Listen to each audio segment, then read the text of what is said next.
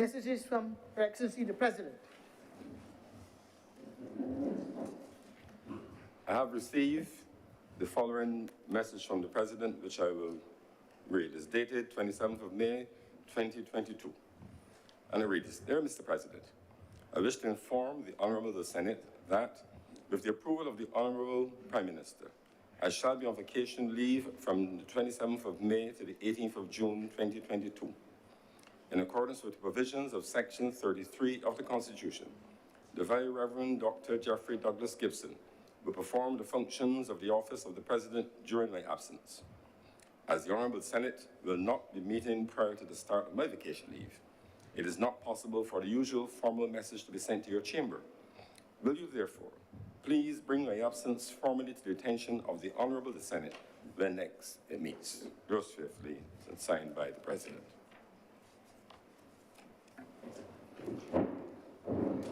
Presentation of petitions, presentation of papers.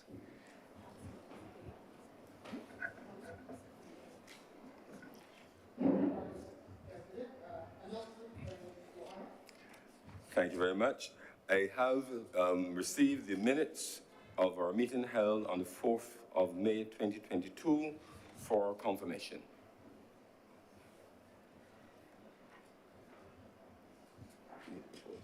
Senator Cummins.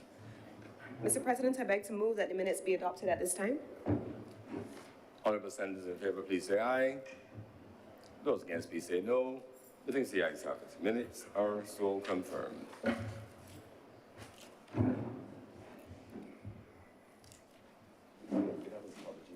Presentation of petitions, presentation of papers. Senator Cummins. Mr. President, I am commanded to lay the following documents: the Fair Trading Commission Annual Report 2020 and the annual reports and audited financial statements of the National Petroleum Company, NPC, for the following years: March 31st, 2015, March 31st, 2016, 2017, 2018, as well as March 31st, 2019.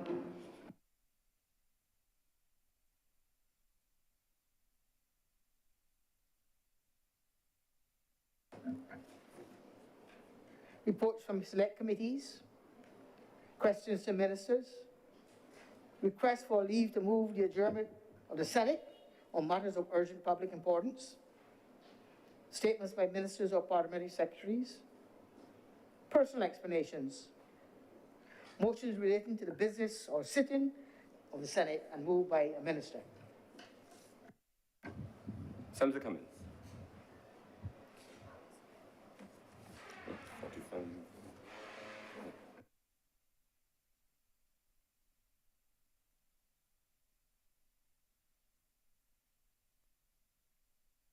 Mr. President, I beg to move the suspension of Standing Order 45-2 for the remainder of today's sitting.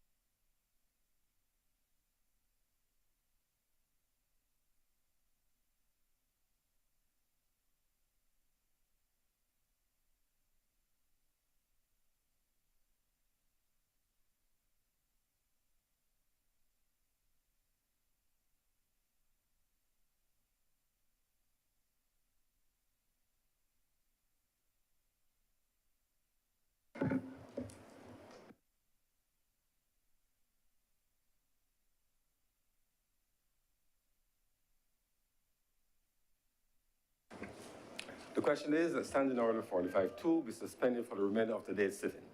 Honourable Senators in favour, please say aye. Those against, please say no. Methinks the ayes have it.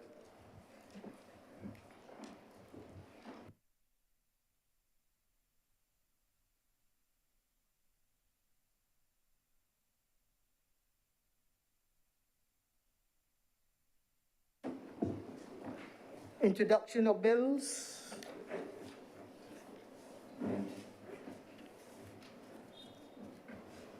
Senator Cummins.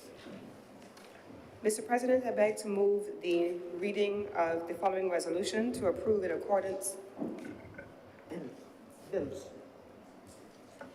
Mr. President, I beg to move the first reading of the following bills: the first reading of the Caves Amendment Bill 2022, and the first reading of the Airport Service Charge Bill, also 2022, and finally the reading of the Animals, Diseases and Importation Amendment Bill 2022. The question is that those bills so mentioned be read the first time. Honorable senators in favor, please say aye. Those against, please say no. The things the ayes have it. Mr. President, we go to, at this time, to private members' business.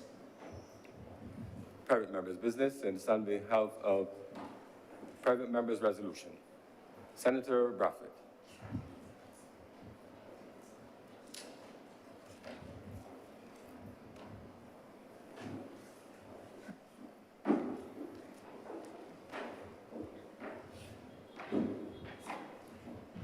Mr. President, I would like to give notice of a resolution on food security, which has been prepared in the context of current global affairs and their implication for Barbados.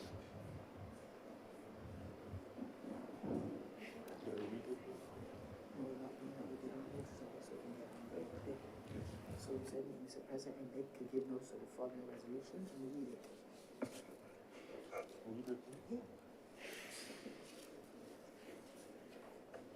Whereas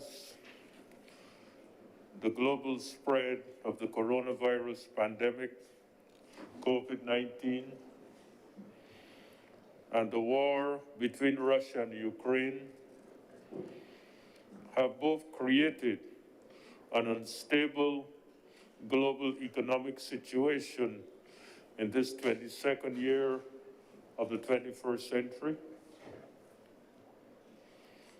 And whereas these events have exposed the vulnerability of small island developing states like Barbados to the lack of indigenous energy and food supplies, which threatens the viability of our model of development. And whereas the pandemic, the war between Russia and Ukraine, and diverse adverse weather effects in the last 2 years have resulted in a significant reduction in global food supplies. And whereas 1/3 of the world's wheat, 2/3 of the world's sunflower oil production, and a significant part of the world's fertilizers are supplied by Russia and Ukraine. And whereas there's a general view that the health crisis has already evolved into an economic crisis, and the combination of the pandemic and the war against signal the real possibility of a food crisis. And whereas the World Food Programme and the Food and Agriculture Organization of the United Nations have already predicted that in the near future, the occurrence of famines of biblical proportions. And whereas historically many Caribbean countries, including Barbados, grew by narrowly focusing on tourism and have neglected the agricultural sector, which has resulted in a massive dependency on imports of food and a food import bill of some $4 billion in CARICOM.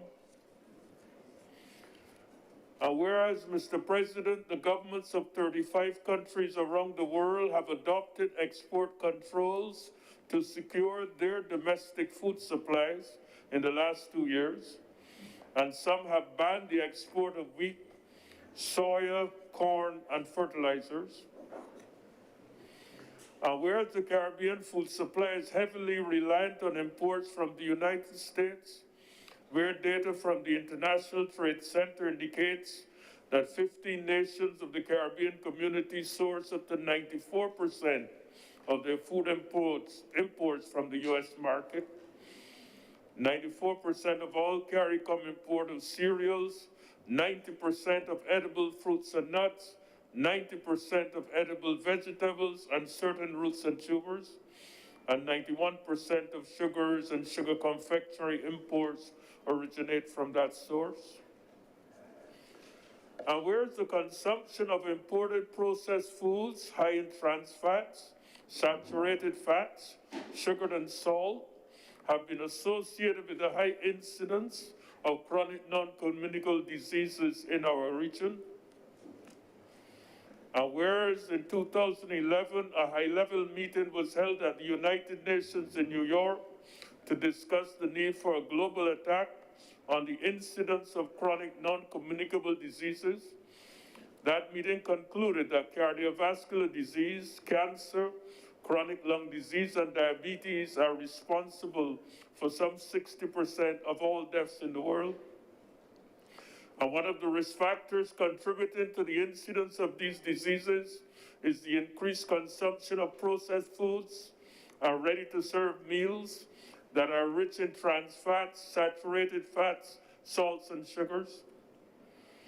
And whereas the meeting indicated that chronic non-communicable diseases are a threat to development, as these diseases contribute to high healthcare costs and low productivity, be it resolved, therefore, that in the light of the global food crisis, that Barbados develop an integrated food security plan, which will reposition the agricultural sector, recognize farmers as important contributors to economic development, and decree that all vacant arable land be used to produce food, strengthen the Ministry of Agriculture, Food and Nutritional Security, allocate more resources to the sector, especially for investment in new technologies and market information systems, focus our research and development efforts on agricultural technologies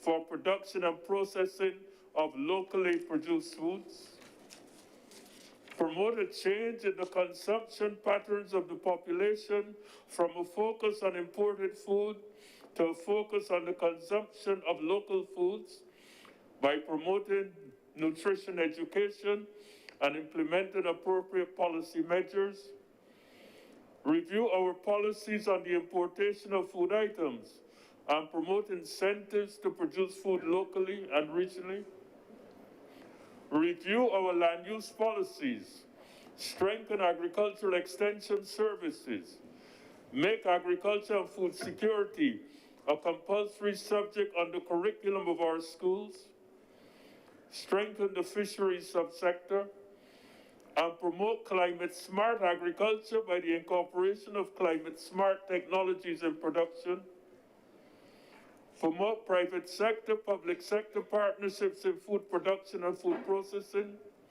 and the development of an agricultural insurance system to support this initiative.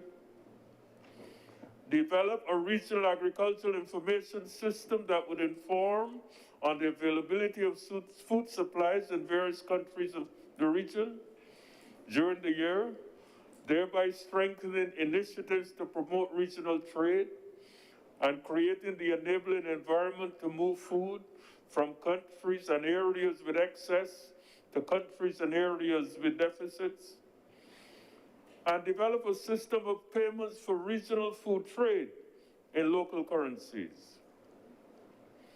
And be it further resolved that the integrated food security plan be informed by the agricultural development vision, which was developed in 2012, which seeks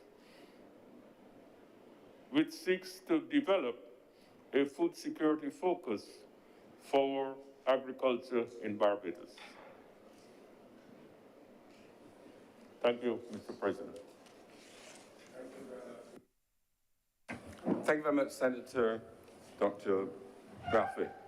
The matter will be, the resolution will be circulated and a date set for its debate. Public business. Public business is now the order of the day. Order number 2, sir. in the name of the Honorable Leader of the Senate, to move the second reading of the Caves Amendment Bill 2022. Senator Collins. Mr. President, thank you for the introduction to this bill. The Caves Act, which is before us, covers, in this instance, Mr. President, the change which is being made to allow for the accountability of the cave to fall as done in legislation several years ago under the office of the Minister of Tourism. As you would recall, many years ago, there were changes made to the legislation which at the time fell under the Ministry of Environment, and there were technical committees which were established which constitute the Ministry of Environment, the Ministry of Tourism, the Ministry with responsibility for energy, as well as the various planning agencies, including the Barbados National Town Planning Authority, and now, of course, the planning and development legislation structures which are in place for any kind of construction in these areas.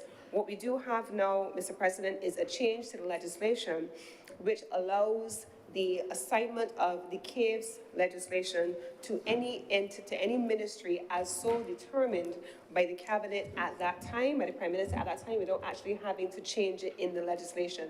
And so simply put, without having, in the same way that we shifted maritime affairs, for example, from what would have been MABE, and it now falls under the Ministry with responsibility for environment. In this instance, without having to have a legislative requirement, which then gave effect to that mandate, equally so the Caves Act will treat to that. But that is a simple part of the Caves Act. I want to use my time this morning, Mr. President, to speak to Barbados and to share with the Senate the broader agenda as a result of the conversations that have evolved from the debate in the other place as it relates specifically in the first instance to Harsons Cave, the surrounding community and their relationship with Harsons Cave, and then ultimately the broader remit of the Caves Act itself. Now, Mr. President, it is no secret that in 2018, then into 2019, the government of Barbados undertook to have a management agreement negotiated with a range of potential partners by inviting requests for proposals from partners locally and regionally, as well as internationally, in fact, to manage and operate the cave. The ownership of the cave remains that of the state. It remains owned by the government of Barbados, but it is under management contract by a third party. Mr. President, at the time, as you heard from the other place, there were a number of submissions, and of those submissions, one particular submission stood out and was successful.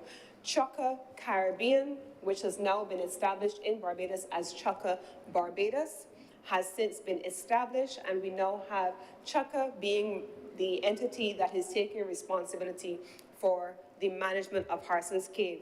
Now, I want to be very clear in my presentation today. The Caves Act, nowhere in the Caves Act does it expressly mention Harsons Cave. And so I do not want there to be at any time an equivalence being created between the Caves Act and Caves Amendment Act and Harsons Cave on its own. Any cave in Barbados, any cave structure in Barbados is covered under this legislation called the Caves Act, including its amendment. Harsons Cave happens to be one of those caves, but this legislation covers all caves. That will be the second part of my presentation after I have spoken a little bit about what is happening with Harsons Cave specifically. Now, why Harsons Cave, Mr. President? Harsons Cave has been the marquee attraction for tourism in Barbados for as long as we know. It evolved ultimately, Mr. President, first the management and the team from the National Conservation Commission, they were morphed into the Harsons Cave. That entity became the management team for the structure. But now we have a management company that is not treating to the cave purely for the purposes of taking trams through the cave and its various halls, or keeping the environs around the caves clean. they have actually brought a level of innovation and investment to Harson's Cave that has been welcomed by the tourism sector. Mr. President, when we first looked at this project, Chuck of Barbados indicated that they would spend approximately $6 million in investment in this project. The project was supposed to be completed by the end of last year. We could not have anticipated that COVID would have been what it was, and the consequence obviously was that it delayed construction as a result of the series of lockdowns and restricted movement directives that we have been functioning under. That notwithstanding, Mr. President, we are now at the stage where we have now moved from an investment of anticipated $6 million at the time of the management contract being awarded to $10 million being projected as to where we are now as a result of an expanded investment program. Mr. President, I had the privilege, along with a number of partners, to view the current phase of the cave just a few weeks ago, and I am looking forward on the 15th of June, God spare life, to joining the Chukka team again there at Harson's Cave to officially open the completion of phase 1. Now, what has been completed at the end of phase 1, you remember I did say that initially we started out having a beautiful structure, naturally engineered. We put man-made structures in it to allow for us to be able to navigate going through the various halls of the cave. And the trams have been fantastic and the gully grounds were being maintained. But what do we have now, Mr. President? Mr. President, the investment of $10 million is earmarked over a period of 3 phases. Those 3 phases, one of them have already been completed. And what do we have? When you enter the cave now, Mr. President, and I'm looking forward to Barbadians in particular, getting out there and enjoying the cave and seeing what we have with a natural asset. But I'll come back to that in a little bit. When you enter the cave now, the entire area has been opened up. On the right-hand side of the entrance area of the cave, Mr. President, you now have a new retail area. And what I'm most proud about in that retail area is not the offering for sale of T-shirts or, little tokens and souvenirs. It is the inclusion for sale of locally produced books and coloring books by children from in the community as part of the Chukka Foundation and the partnership with schools like Holy Innocents School in St. Thomas, which is just around the corner from the Harson's Cave. That is one of the things that I am most proud of, seeing how Chukka Caribbean has evolved into corporate social responsibility and has been actively developing kiosks with the neighboring community and ensuring that there are employment opportunities for persons in the community, but that our school children also are able to bring their creativity and their excitement into the retail operations of the cave by producing on their behalf under the foundation, which is led incidentally by the Honourable Member of Parliament for St. Thomas, and bringing those into the retail opportunities, and then those funds going back into Holy Innocents Primary School. We're very proud to have been able to see that evolve, and we're looking forward to even more unfolding over time. If you move a little further into the cave, Mr. President, then you get to where Bajans, the place where rum was first developed. I'm sure that you don't enjoy rum, Mr. President, but I will speak to those that probably do. But there's a rum museum that has been established. So you have children on the one hand, but you also have an experience for families. And so families come, especially in the summer months for tourism. People come with their families and they're looking for different types of experiences for those families, children, adults, and friends all included. So for those people who are so inclined, you can enjoy a rum tasting, Mount Gay Silver, Mount Gay XO. You have the Black Barrel rum as well. You have the tasting, but you also have a rum bar. Then you're making your way through the cave through an interpretation center. They have created an experience where beautiful imagery has been created, drone footage, virtual visual images of Barbados, which tell a short 7-minute story about Barbados in the first instance as a destination. So just in case you have only seen the cave, we want you to be able to see all that Barbados has to offer. So the cave shows you the cave as well as Destination Barbados in a short 7-minute video. Then you go into the cave. And Mr. President, before you even enter the cave, what Barbadians will see when they get to Harson's Cave is what is possible with creativity and innovation. And I must tell you, Mr. President, that one of the partners who was on the ground with us that day, he said to me, I said, what do you think about what you're seeing? What do you think about the development so far? And he said to me, I'm ashamed. I said, why are you ashamed? He said, I share because I didn't think of doing this. I share because I wish I had done this. On the floor of the cave, Mr. President, well, probably before you even got to the floor of the cave, there's the first zip line.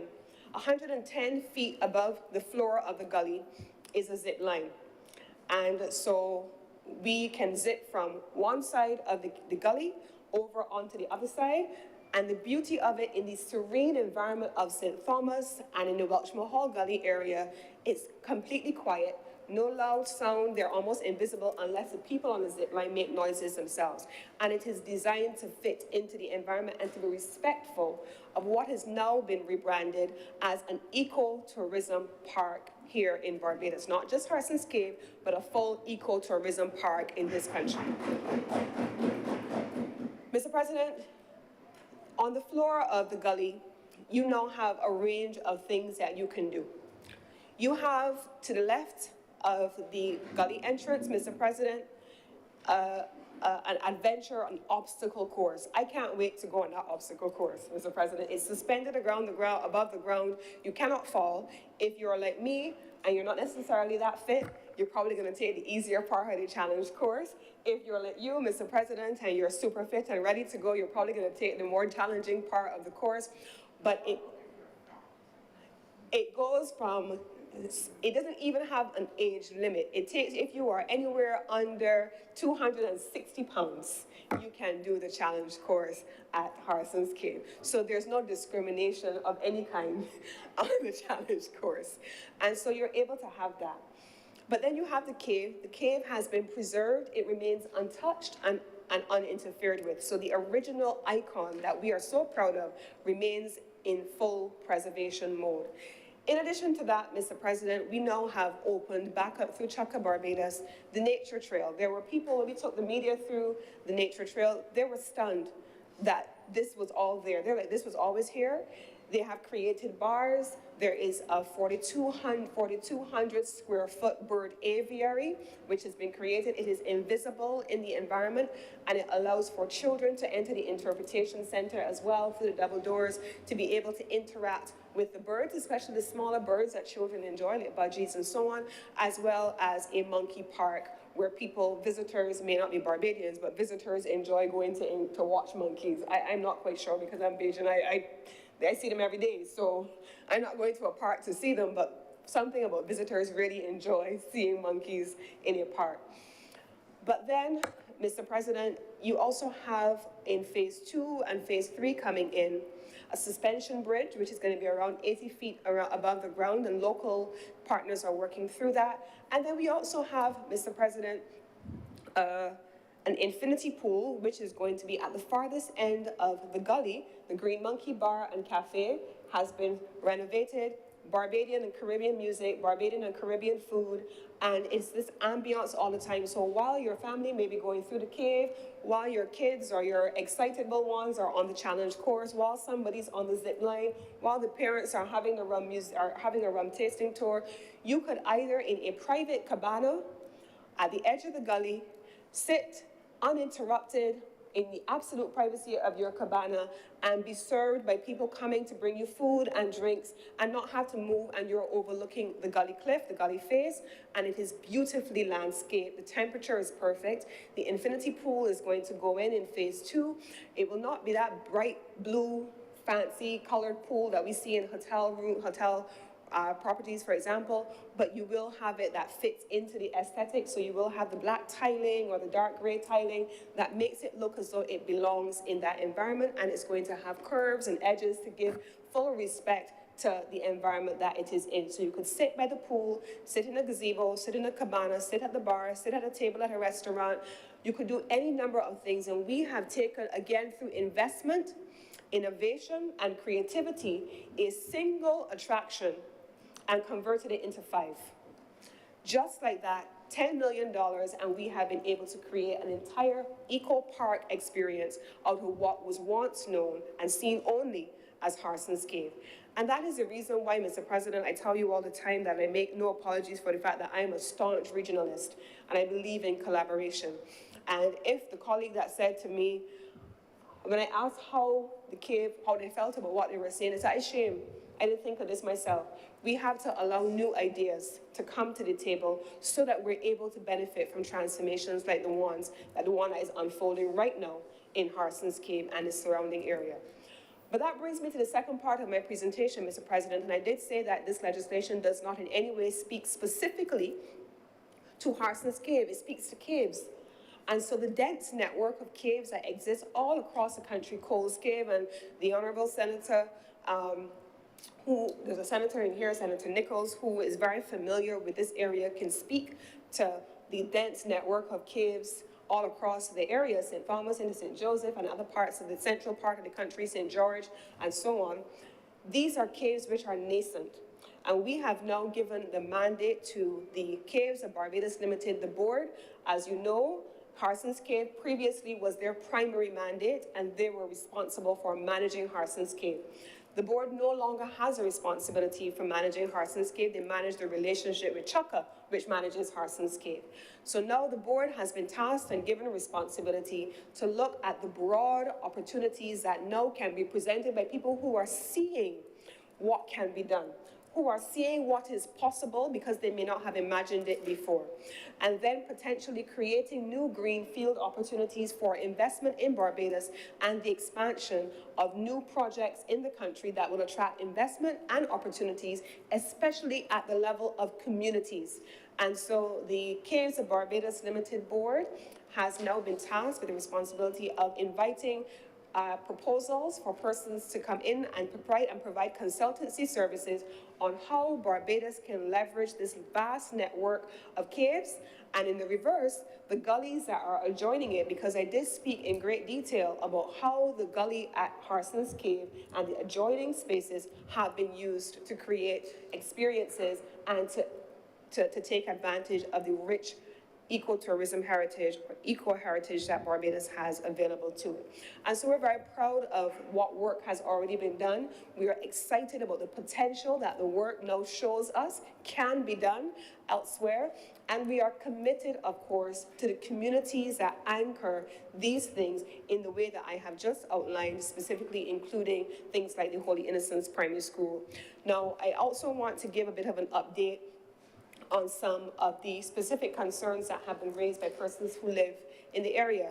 Now, several years ago, I believe somewhere back in 2016, the initial work that was supposed to be done on its geotechnical study on the area was to have been commenced.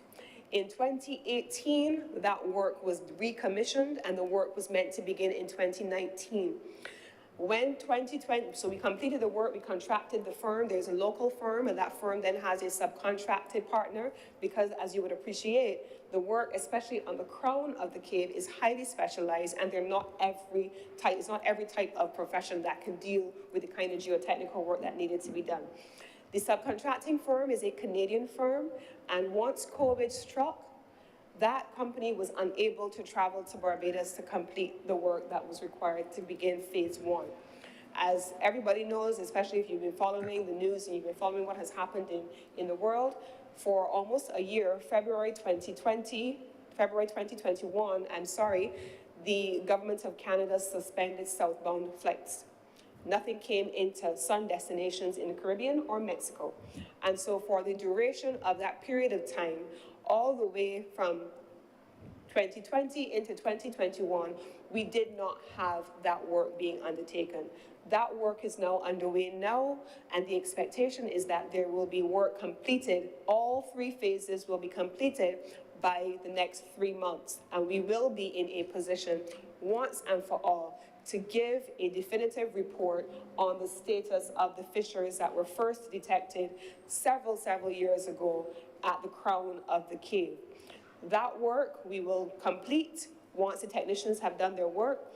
We have already met with the Member of Parliament for the area, brought her into meetings with the caves team, and given her a briefing as to what the technicians are working through. So she is then in a position to share with the communities that are of concern what the issues are, what the timelines look like, and what they can expect. We did have last year a series of town hall meetings, and we did walk door to door at all of the communities that were affected, and we spoke to people directly. And I say all of this to say that it became quite unfortunate that persons who were on the outside of those processes began to speak in ways about issues that they were clearly not necessarily fully up to date about, and then in some ways create an unfortunate narrative that there had been no communication. That is categorically not the case. What we do have and what we do expect to see, certainly from the representative for the area, is that once that report has been done, we have given a commitment at the government level that we will request not only the technical report, but we will request a layman's report so that people are able to read what these things really mean. Because if I look at the technical study and the geotechnical survey, I don't know what that means in layman's terms, and I most certainly don't know what it means for me as someone who lives in the area. We have committed to translating that into ways that allow people to understand what it means, and also to facilitate town hall meetings with the residents of the area who are affected so that they have the opportunity one-on-one to ask whatever questions they feel are important to them. And we give that commitment again.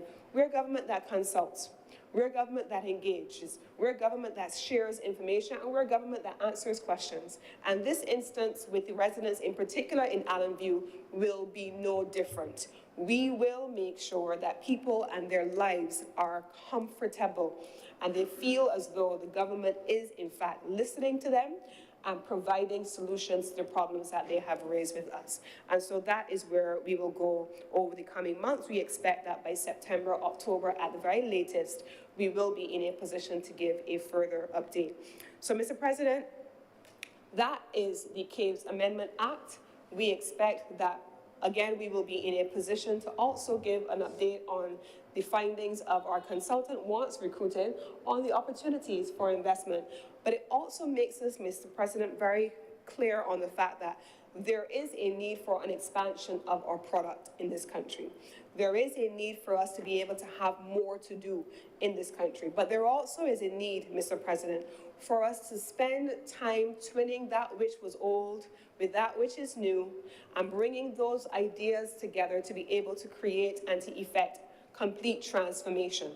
If we were to keep Harson's Cave, for example, Mr. President, in a state that it was in when I grew up, how many ever years ago, or when I last saw it 5 years ago or 10 years ago, then, Mr. President, we would no longer be catering to the needs of today's environment. All through Harson's Cave, for example, and I'll close here, Mr. President. Throughout Harson's Cave, in particular in the area of the Nature Walk, there are a series of swings, and we will be collaborating with Chaka to put up a specific installation. Those swings are what they call Instagrammable moments. Those swings, it was amazing to watch. Every single person, I clearly am not terribly concerned with some things, but every single person, including our colleagues who were on the ground with us, sitting in that swing. Come and take a picture of me. Come and take a picture of me. And it was funny to see how many of those photos then presented themselves on social media. That's what in marketing, I am told by the marketing experts, is called user-generated content. That is what you can't pay for. Once upon a time, Mr. President, people used to issue press releases. Once upon a time, you used to have magazines, and you open magazines, and that was an ad, and that was what you used. Then social media was introduced, and social media came along and has changed the way in which people generate and you use and consume content. We may not understand it because it's not our generation, but that doesn't mean that that's not what is selling. And so user-generated content, Mr. President, is what has been used and what cannot be paid for. If 10,000 people pass through Harson's Cave, and 8,000 people of those people pause and sit on one of those swings, take a single photo with Chaka, Barbados, Harson's Cave Eco Park above them, and they post that on their social media page. If they have 5,000 visitors, 10,000 followers, 1 million followers, and you take social media influencers, for example, through the cave, when they sit in those Instagrammable moments and they post that, the kind of currency that trades in, the reach that it gets, you can't put marketing spend behind it. And so when you see us around the country putting up postcards, framing out iconic images, for example, at Bathsheba, Whole Town, at places on the South Coast. That's what you're talking about. If you don't want to go, that's okay, but there are many people who are going, many people who are taking those photos, and many people who are posting those photos, and those photos bring value to a destination because people and their followers then are marketing you and you don't pay a cent for it. That's the way of social and digital media in 2022. And Barbados has made a concrete decision that we are getting on board. And so Chukka Caribbean is doing the same thing internal to the Harsons Cave area, and we expect that they, along with the local communities, along with their long-stay visitors and concierge desks in hotels, along with the cruise ships with whom they have strong relationships, will have a strong performance evolving by winter 2022, and that by 2023, when the cave is completely finished, that we will see a model evolving that is going to be worthy of replication, not just locally, but across the region. And with these few words, Mr. President, I'm obliged. Thank you very much, Senator Cummings. Speakers?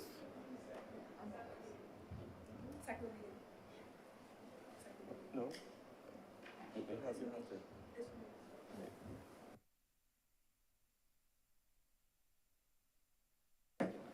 Mr. President, I beg to move the second reading of the Caves Amendment Bill. Thank you, Senator.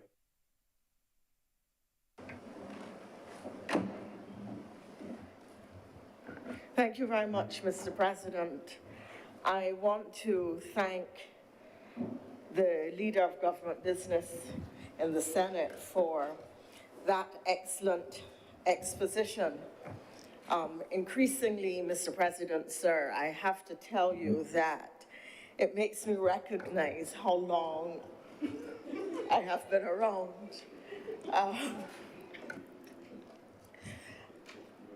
I'm not going to say how long I have been around, sir, how long you and I have been around. I just want to make a few observations and comments. And sometimes I realize that we are very much an oral tradition, that what has happened goes out of the memory with time and people don't write it down. We don't have a written history of the political stories, of the policy experiences, of why we went from A to B, what triggered so-and-so, what were the drivers of particular policy decisions. And therefore, I want to take the opportunity this morning just to fill a bit of a historical gap in relation to this matter of the cave, and then to come back to where we are today. It was my honor as the Minister of Environment for some time to lead the redevelopment of the Harrison Cave from the old and original development into this more modern structure, utilizing the lifts that brought the outside in, the glass lifts, using the recycling of water and having a green and environmentally friendly facility.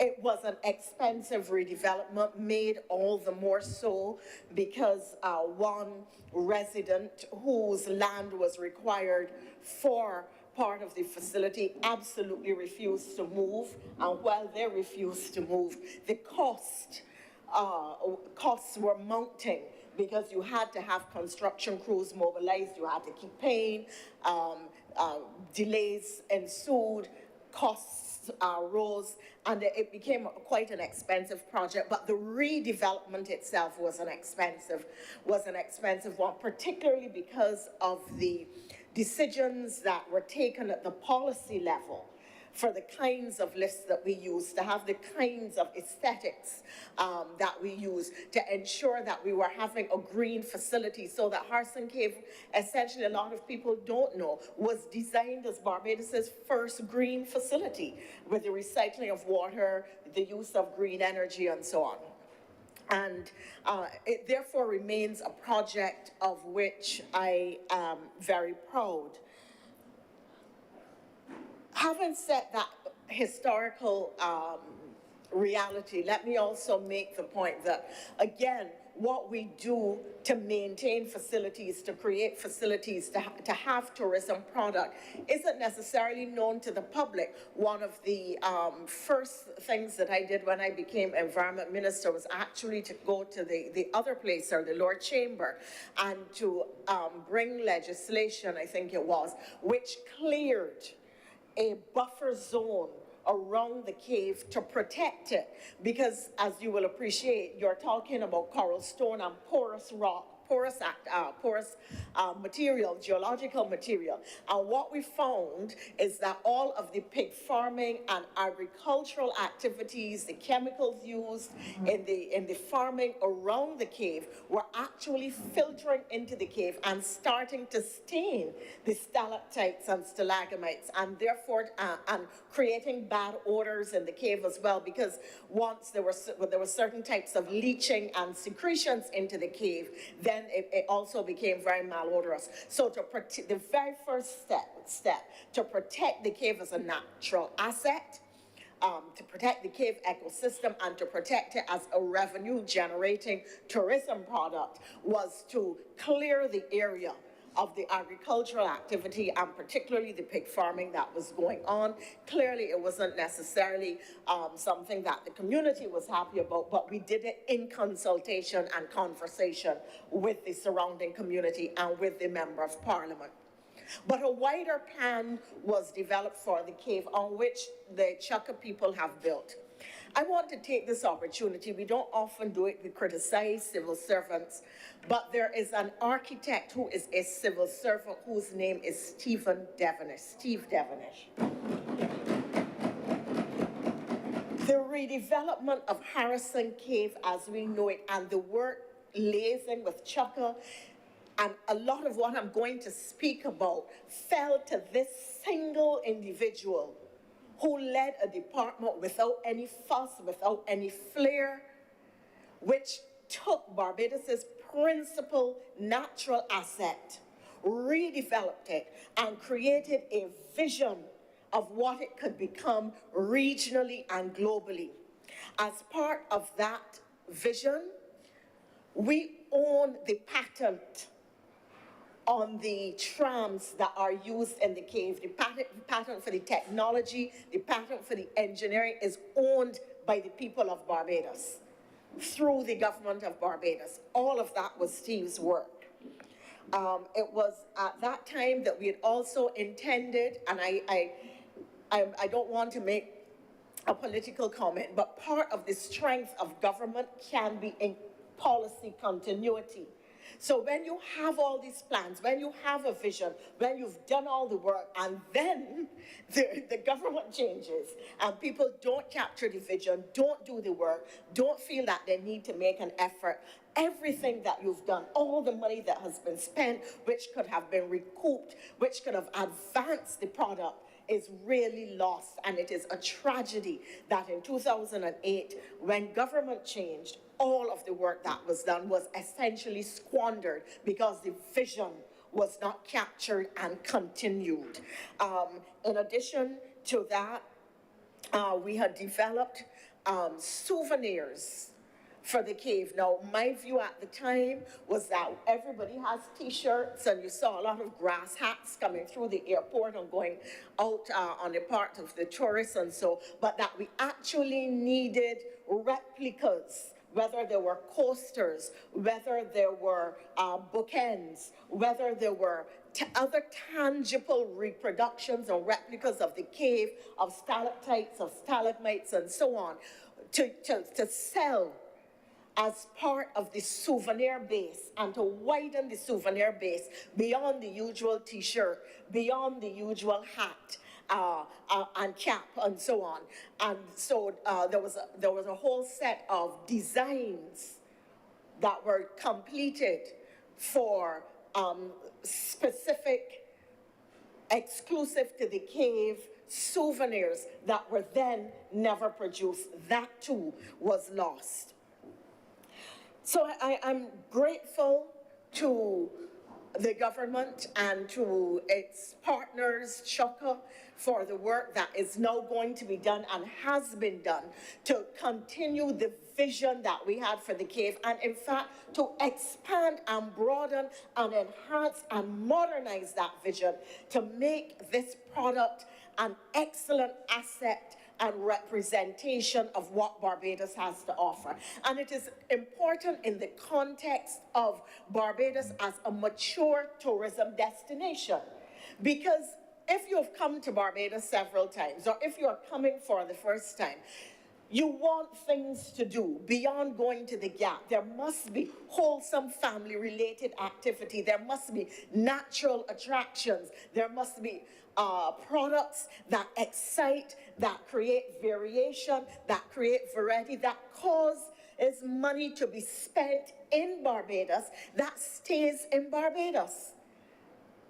That causes money to be spent with indigenous Barbadians who represent the majority of our population. And therefore, it is critical.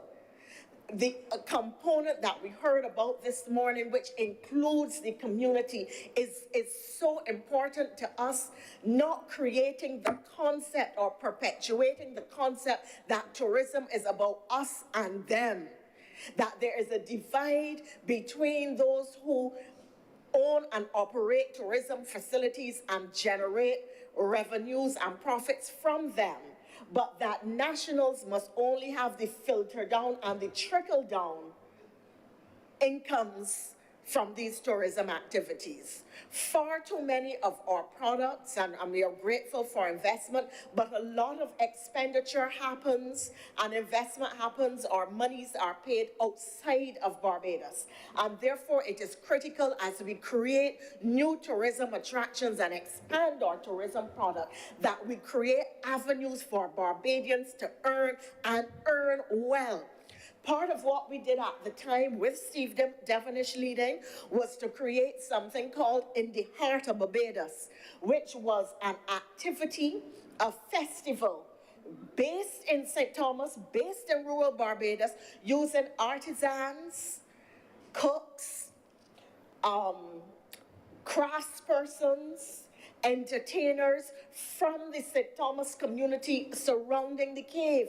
And the idea always was that these persons who lived around the cave were not just to experience the cave as the community where people drove through to reach the cave, but they were to be able to earn revenues from it. And therefore, as part of allowing tourists to have a more authentic, more immersive, more indigenous, more real tourism experience, we created a situation where those coming into the cave were able to stop at the bars and cook shops and houses along the road into Allen View, by which the cave was accessed, so that Barbadians, ordinary Barbadians as we like to say, but everyday Barbadians living in those communities could earn an income from the tourists who came in and went into the cave. We also had a tiered entrance fee, which made it far more affordable for the average Barbadian to come to and enjoy the cave. Now, this brings me to yet another point, which is this. The model of development that is increasingly emerging is based on boots, build, own, operate, transfer. It is based on PPPs, public-private partnerships, and other joint venture initiatives, which uses private capital to help government conduct development projects and development activities which they cannot necessarily afford or which are not budgeted for, but which will inure to the benefit of the taxpayers and the people of Barbados and other countries where such mechanisms and investment vehicles are used. So that this modern use of the PPP and this partnership with Chaka enables a level of spending, of creativity, of innovation, of expansion that the government at this time on its own would not be able to afford. And in expanding the cave to create not only a single product, but an ecosystem of tourism products which create new interests, new revenues, new activities, really is important to the sense of the community and to the immediate community of Island View, who will benefit from these activities, and to the wider community of Barbados and to our tourism product generally. And this brings me to the point that a lot of tourism investment in Barbados has come outside of the hotels. A lot of tourism investment outside of hotels and restaurants has come from government. But we have to find a way to get the public sector to make investments in tourism. We don't have things like, I beg your pardon, private sector to invest more heavily in tourism. We don't have bowling alleys in Barbados. Bowling alleys are very popular. Is one coming? Or we have one? We have one? Oh, well, that shows, sir, how much time I spend at home, or in other kinds of activities. Be careful. No, I'm not going to give chapter and verse because I don't want to titillate too much. But I do.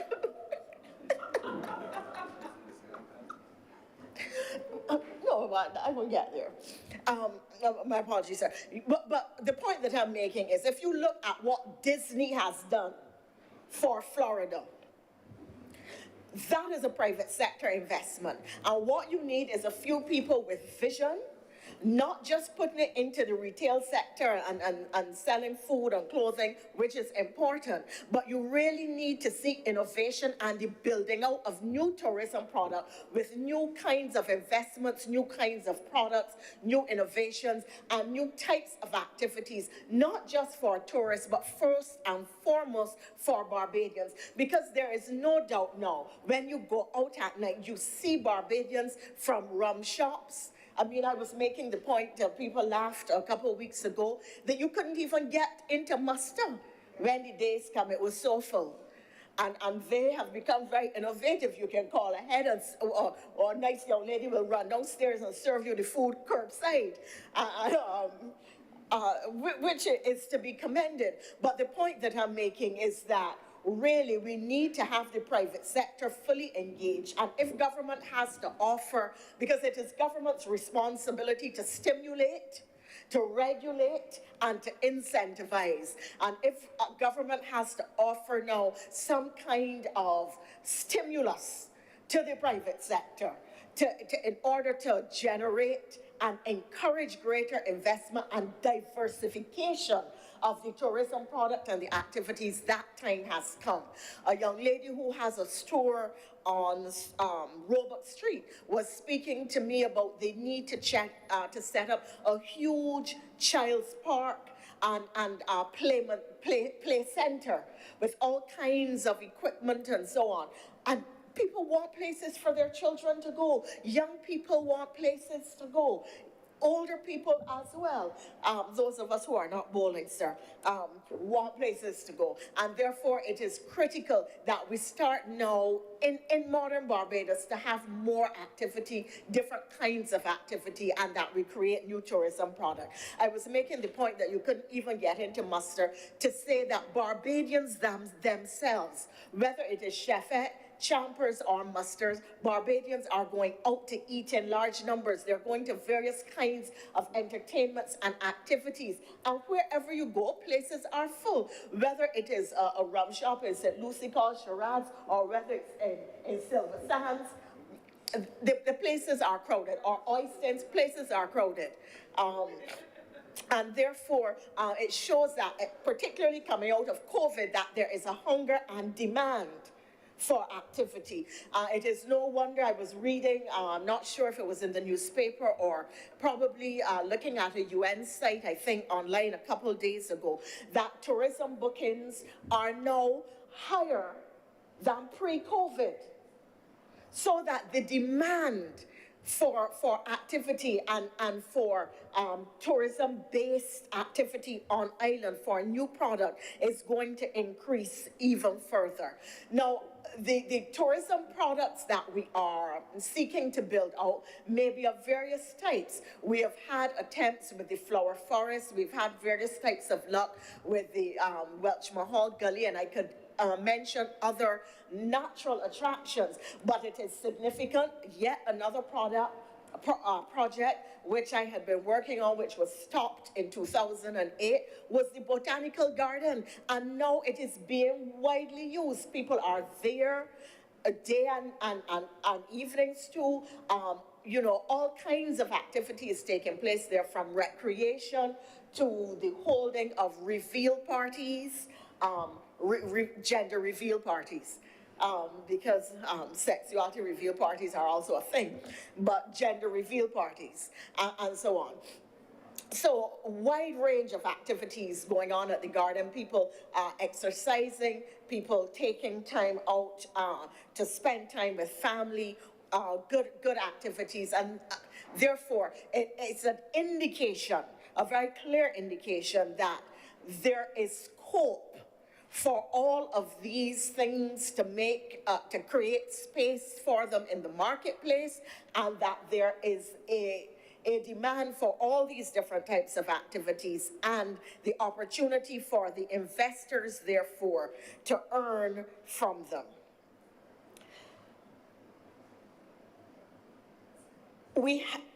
Part of the Honourable Senator, in the course of her opening remarks, spoke to the issue of gullies. And I want to, again, go back historically to say that there had been actually a policy paper, a cabinet paper, and conversation in cabinet, in the Parliament. And I believe that it has, again, come into the new Labour Party manifesto, this whole notion of the use of our gullies, the productive use of our gullies, not to harm the ecosystems, not to adversely impact the flora or fauna in our ecosystems, but to ensure that the ecosystems are cared for and generate revenues for the communities surrounding them. And I'm glad to see that the gully around Allen View and around the Harrison Cave is going to then become the first. And I say the first because there is tremendous scope for these gullies to be used. I mean, there are trails and nature trails and tracks and caves which connect up Barbados, and people are looking for these kinds of green activities, for these kinds of, Barbadians too want to hike around. I mean, there are now large numbers of hiking groups and hiking associations going out on Saturdays and Sundays, morning and evening hikes, trying to see how the country off-road connects up. You have the people doing off-roaders, whether they're using those, what do you call them, motorcycle type things? Yes, thank you. ATVs, which are absolute fun. I think they're great. But I tend to like speed, so I would. But the point is that off of the beaten track, there is another side of Barbados to be exploited, to be explored, and to be protected, because we have to put in place regimes that will allow for the care and protection of these ecosystems once we put them into wider use. But put them into wider use we must, because the island is a small one, and if we're going to continue as a tourism destination, and a mature one at that, we really have to find ways of continuing to create new interest, new activity, and more important for the average Barbadian, new opportunity to earn from these various activities.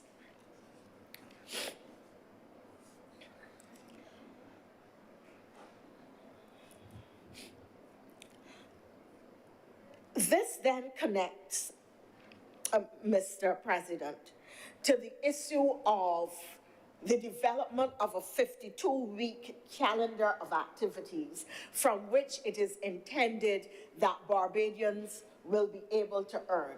We have developed, no doubt about it, skills, whether it comes from hair and nails, whether it has to do with baristas, whether it has to do with people who mix drinks, mixologists, all of the chefs on island, all of the artists, and we have to find a way to generate enough revenues and incomes for these individuals. It is going to become even more important when we move to this online tourism product, or this version of the online product that I have been advocating for 5 years. And now, since COVID, the scope of it, the potential for it, I think, is going to be better appreciated and better captured, because we are now using the technology and leveraging it for various kinds of recreation and in other ways. So the notion of community tourism villages, the notion of an online tourism Barbados, of an online tourism product, the notion of a 52-week calendar of activities, the notion of new investment and new tourism product and tourism-based activities is all very important as we create opportunities for Barbadians to own a larger stake in the economic space of Barbados, and to create opportunities for revenue generation and for profit for Barbadians who have to cater to the tourists. When tourists talk about how warm and friendly Barbadians are, those Barbadians, those are the ones who deserve to benefit from these new opportunities that are going to be created. So it is with a deep sense of pride that I witness this continuing development of the cave. I congratulate the minister and all who have been involved, to the long-suffering and long-enduring Steve Devonish, who has been really the pioneer and the person executing the work. Very often, we congratulate the ministers and we congratulate the leaders and the figureheads, but there is, whenever a project is successfully executed, in fact, whenever there is a project badly executed, there is somebody who has had responsibility for carrying the burden of it morning and night. And Steve really has been that individual, and I don't think that we have ever publicly lauded or recognized him. And I should like to take the opportunity to do so. I see by your acclamation that you have joined with me in so doing. I trust that he will continue to work in the protection and the redevelopment of what really is Barbados's premier natural attraction, and what is a globally and world-class asset of which we should be truly proud. And the work that has now been done in partnership with the private sector shows the kind of Caribbean innovation and creativity, because that is really what it is now. It now salutes and celebrates Caribbean creativity and innovation, which allows us to develop something that can stand the test of time, that can stand and be compared favorably with any other high-quality asset in the world, tourism asset or entertainment attraction and asset. And what we now equally need to do is to ensure that we continue the development in such a way that the wider Barbados benefits, and it isn't only those persons who are seen to be the developers at the top, but average Barbadians who must take the 1 million tourists a year who come or thereabout into their homes, onto their streets, who have to share our space as we welcome them, that we too must benefit and must be able to feel a sense of pride as we derive revenues from the various activities and the various products and projects. I close therefore on a note of congratulations and a reminder that it was also the intention that the cave should be used as a space to hold conferences, various kinds of recreational and social activities, weddings, birthday parties, night entertainment, and so on. I don't know if that is still the plan, but far too often we have assets, whether it is school plant, whether it is government facilities, used during the day and sitting empty at night when they can be fully utilized, or when, if it is a revenue generating space, that it can be used beyond the usual 8 to 4, 8 to 5 to generate further incomes or put into a different kind of usage other than the core purpose for which it was constructed or developed. I therefore am grateful. It is a humbling and also deeply gratifying experience, Mr. President, sir, and I know it is something that you also feel, and in time, others who come to government or who serve at the level of cabinet, and there are some in here now serving, others who will yet serve, I'm confident that in time you will get to see ideas that you have had become reality. You will encounter frustration as others don't capture the vision and let it fall. But somebody else may come along and carry it even further. And when that happens and the people of Barbados can benefit from it, then you truly feel that your service in public life has been worth it. And I am grateful that I have come to see the circle close and to see Harrison Cave now being redeveloped and utilized in the way that it was contemplated. I remember all of the cursing that I got on the call-in programs for the money that had been spent on the redevelopment and in fact, for the vision that others could not capture. But my heart sings today, and I sing in praise of those who have done this work. And I sing in praise and in celebration of those who will benefit from it. Much obliged to you, Mr. President. Thank you very much, Honourable Senator Thompson. Other speakers? Senator Mulroney. Mr. President, as I rise to speak on this matter, I do want to begin by thanking Ambassador Thompson.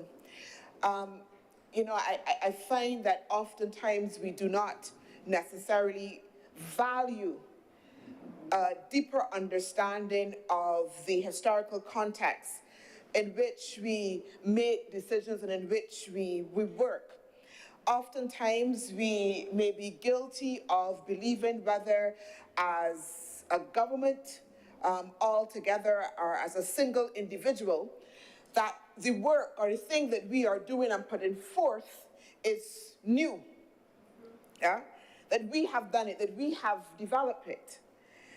And it is a point of reflection, as Ambassador Thompson spoke, for us to remember that we are always building on what has gone before. And I therefore thank Ambassador Thompson for taking us through that history. And I heard the tears that you would have had and the struggles. And that also as well allows us to reflect on the fact that developing policy takes time, and that it can also be very painful, but also as well very rewarding. I also as well feel that I also want to congratulate the Minister of Tourism and all of her colleagues as well. Again, I think that we don't often, Mr. President, take time to recognize the very hard work that it is being done, and particularly in this context of the COVID pandemic, so that we have a Minister of Tourism and her entire team that is seeking to rebuild and reposition Barbados in the context of an environment that is even more competitive in the context of the COVID-19. And that is significant. And we hear the work in terms of the attempts to make sure that we continue to have airlift.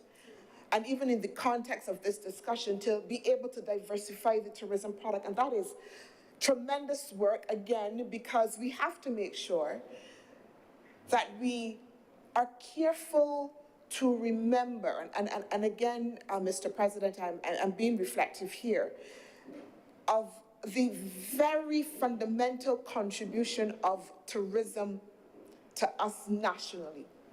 There's oftentimes a debate and discussion about tourism that can sometimes be a little bit negative.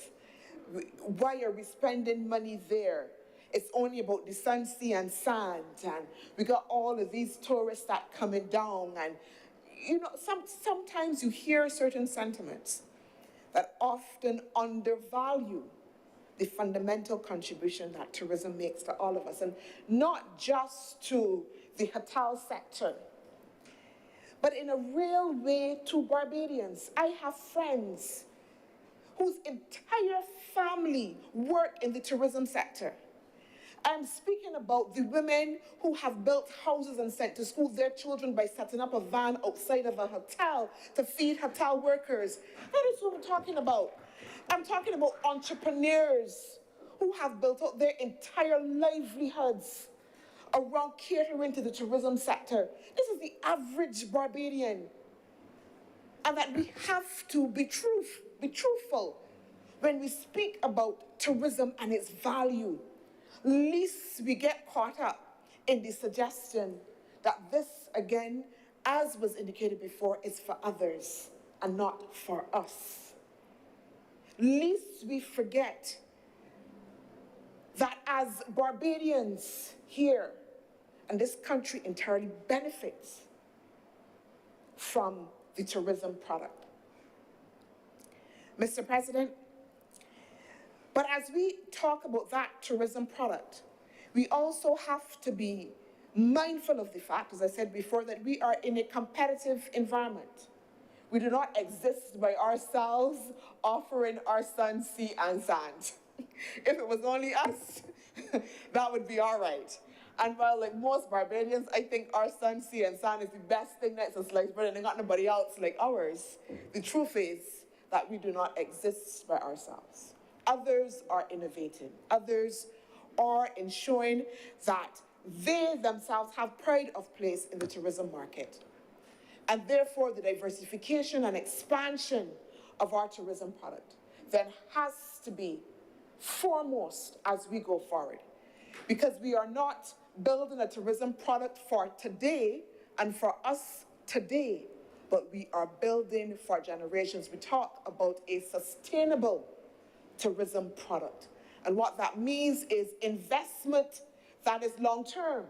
And this is why, certainly, I am extremely excited about the build-out and expansion of Harrison Cave, because I want to admit here today, Mr. President, I want to admit, and I hope I can be forgiven, that while I have commended others to go to Harrison Cave, I, like most Barbadians, have been guilty of, saying, but Tara gun from the tramps, I see that already. I really haven't been for quite a couple of years. I don't want to say how long. So I'm guilty, Mr. President, of perhaps not necessarily valuing it as much as a Barbadian as I should have. But what this expansion does for me is to create a level of excitement, because now I'm a tourist. Now I intend to be a tourist. And oftentimes as Barbadians, we do not see ourselves as tourists. We talk about others coming here to enjoy what Barbados has. But this expansion offers an opportunity for all of us now to become tourists. am not necessarily, the most daredevilish, but I will try those zip lines. I will try those zip lines. And since I go to the gym, I will be like you, Mr. President, and perhaps try the harder obstacle course as well. We'll go together, Mr. President. But what I'm excited about is that this offers for the entire family to participate, for the entire family to be able to go and experience what is a national treasure. I do not believe that we understand fundamentally what we have in Harrison Cave. I do not believe, Mr. President, that we fully appreciate this, what is called almost the seventh wonder that we have in Barbados, and the importance of it to us as a people. And I speak that fundamentally and passionately, because even as Minister with responsibility for culture, one of the fundamental things that I think that we have to be aware of is the importance of our heritage. And even as we diversify our tourism product, one of the fastest growing markets in tourism is heritage tourism, Mr. President. It is heritage tourism. And again, it allows us to ensure that the tourist who comes here for the sun, sea, and sand initially leaves the beach, takes their head out from looking only at the sun, and spends some money in the local economy with Barbadians. Heritage tourism is about ensuring that we can allow visitors to also experience what we have in our history, and for them, like us, to be able to value it, see it, and experience it, Mr. President. And it was, for me, Mr. President, a delight that just last night I was able to preside over the launch of Heritage Month, which is a calendar for a month of activities under the Division of Culture and the World Heritage Committee that will see conversations and events intended to bring attention again to our cultural heritage and the link between heritage and tourism. Mr. President, that ceremony was held at the Jewish Synagogue, and I feel like I having to be able to admit several things and hold my head down is shame in this particular session a lot, but as I got brought back, so I can go there. Because I have to admit, Mr. President, I had never visited the Jewish Synagogue. I passed and traversed Bridgetown a million times and have never went in. Right here in Barbados. And it was extremely poignant to be there at the opening of Heritage Month and to have Dr. Carl Watson take us through the Jewish Synagogue, which is not just about going, and many of us, when you do Jewish synagogue, we think, we're just going into a church and we're going to sit down, but it's an experience within itself. It's an entire museum of history. And I was also excited to learn, Mr. President, that that Jewish synagogue is one of the oldest in the Western Hemisphere, right here in Barbados. We have it. Mr. President, I was also as well excited to learn, and again, I hope that's not the only body, that we have walking tours of Bridgetown now that are being offered as well, that take visitors right through historic Bridgetown. And not only that, Mr. President, we have cannons, hidden cannons right in Swan Street. Right in Swan Street, we have hidden cannons right about this historic Bridgetown.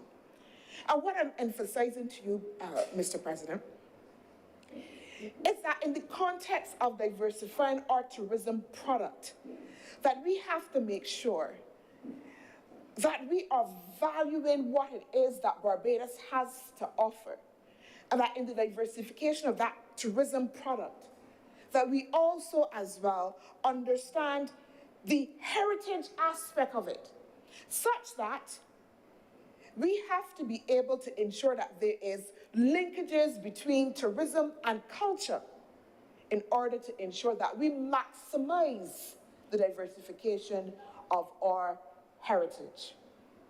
I want to indicate that in that context, the Minister of Tourism, myself as Minister with responsibility of culture, have taken several steps to make sure that we work together. And actually, and I hope that I'm not preempting her, the Minister will soon be moving to ensure that jointly we sign an MOU for cultural cooperation with Ghana. Because again, we understand fundamentally the linkage between tourism and culture, and again, that market that is there for heritage tourism, and how we build that out within the diaspora, and as well to ensure that we can bring attention to what we have here. A lot of that work, Mr. President, has also started.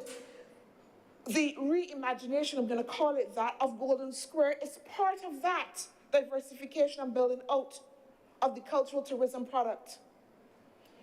Not only for locals, and I'm hoping that Barbadians, all Barbadians, will make it a point to go down to Golden Square and to see what we have there.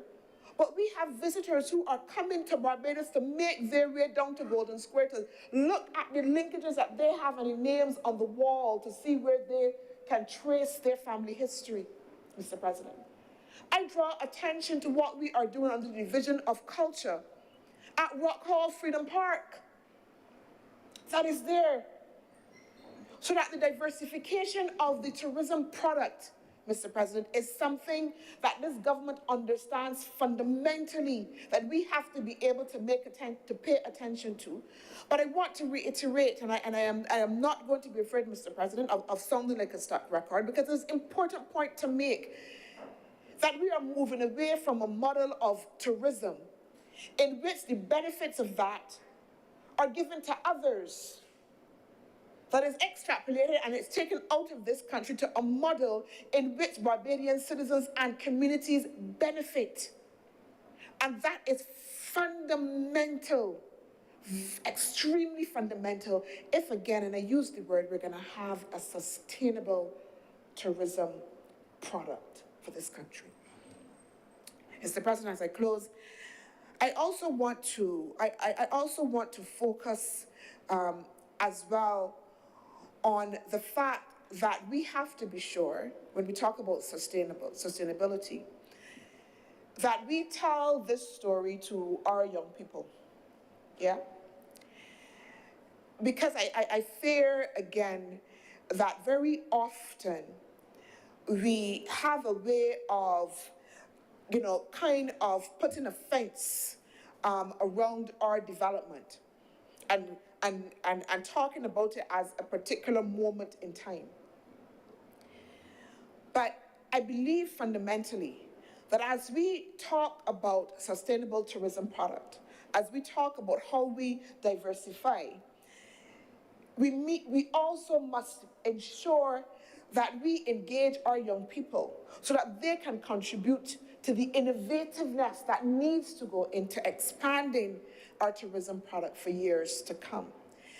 That they understand that as we build out this tourism product, the space that is made, and it can be seen as what I heard Senator Cummings in her remarks indicate the need or the reflection that, oh boy, we didn't think of this. Oh boy, why didn't I think of this? And it is the innovation that we are seeing now from Chickasaw, Barbados, that is allowing for the expansion of Harrison Cave, and that can happen in other areas.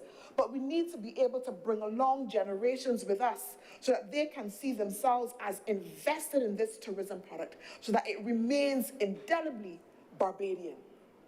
So that it remains indelibly Barbadian. Mr. President, I thank you, and I'm obliged for having the opportunity to speak to this, and I commend and I again want to invite all Barbadians to take hold of the assets that we have here, to value them, to see ourselves as not only takers in the context of the tourism market.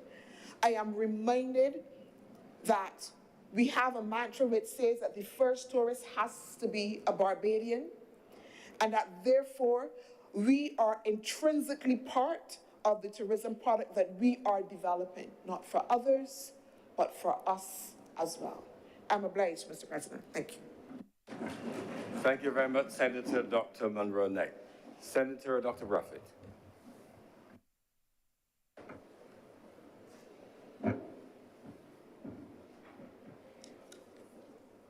Thank you, Mr. President.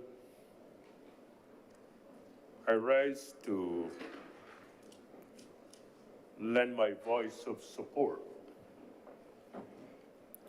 to this initiative, which I see as an important element of the diversification of our tourism product. I believe,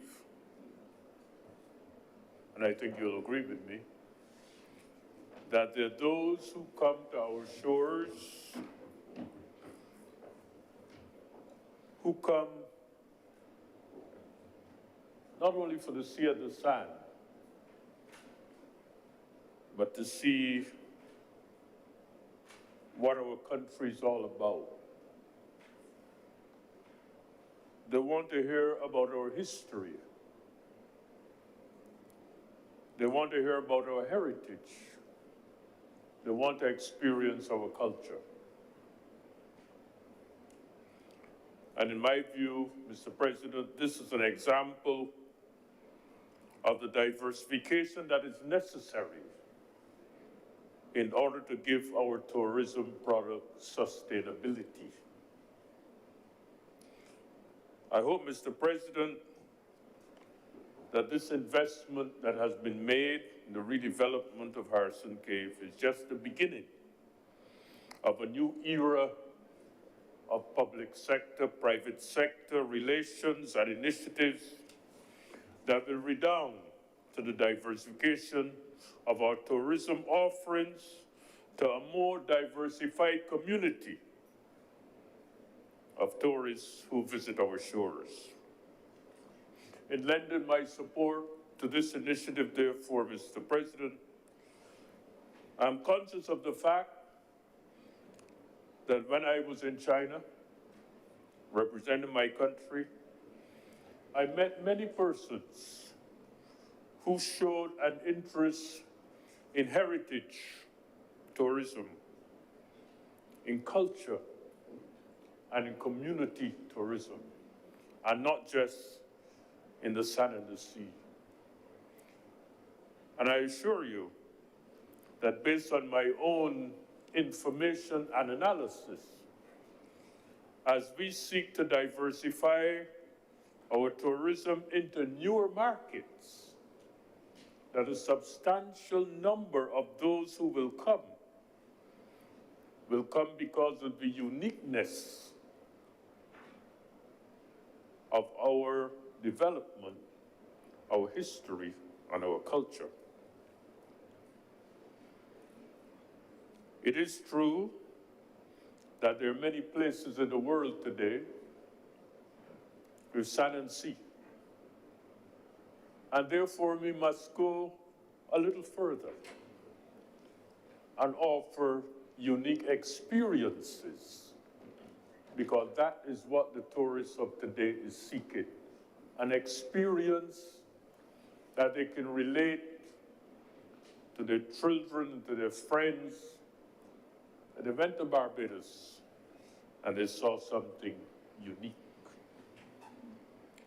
I believe, therefore, that this initiative in the redevelopment of Harrison Cave is an important initiative for us. It helps with the sustainability of our tourism product and has the potential to attract a wider audience and a wider clientele to our country. I therefore would like to congratulate those who have been involved in this particular initiative.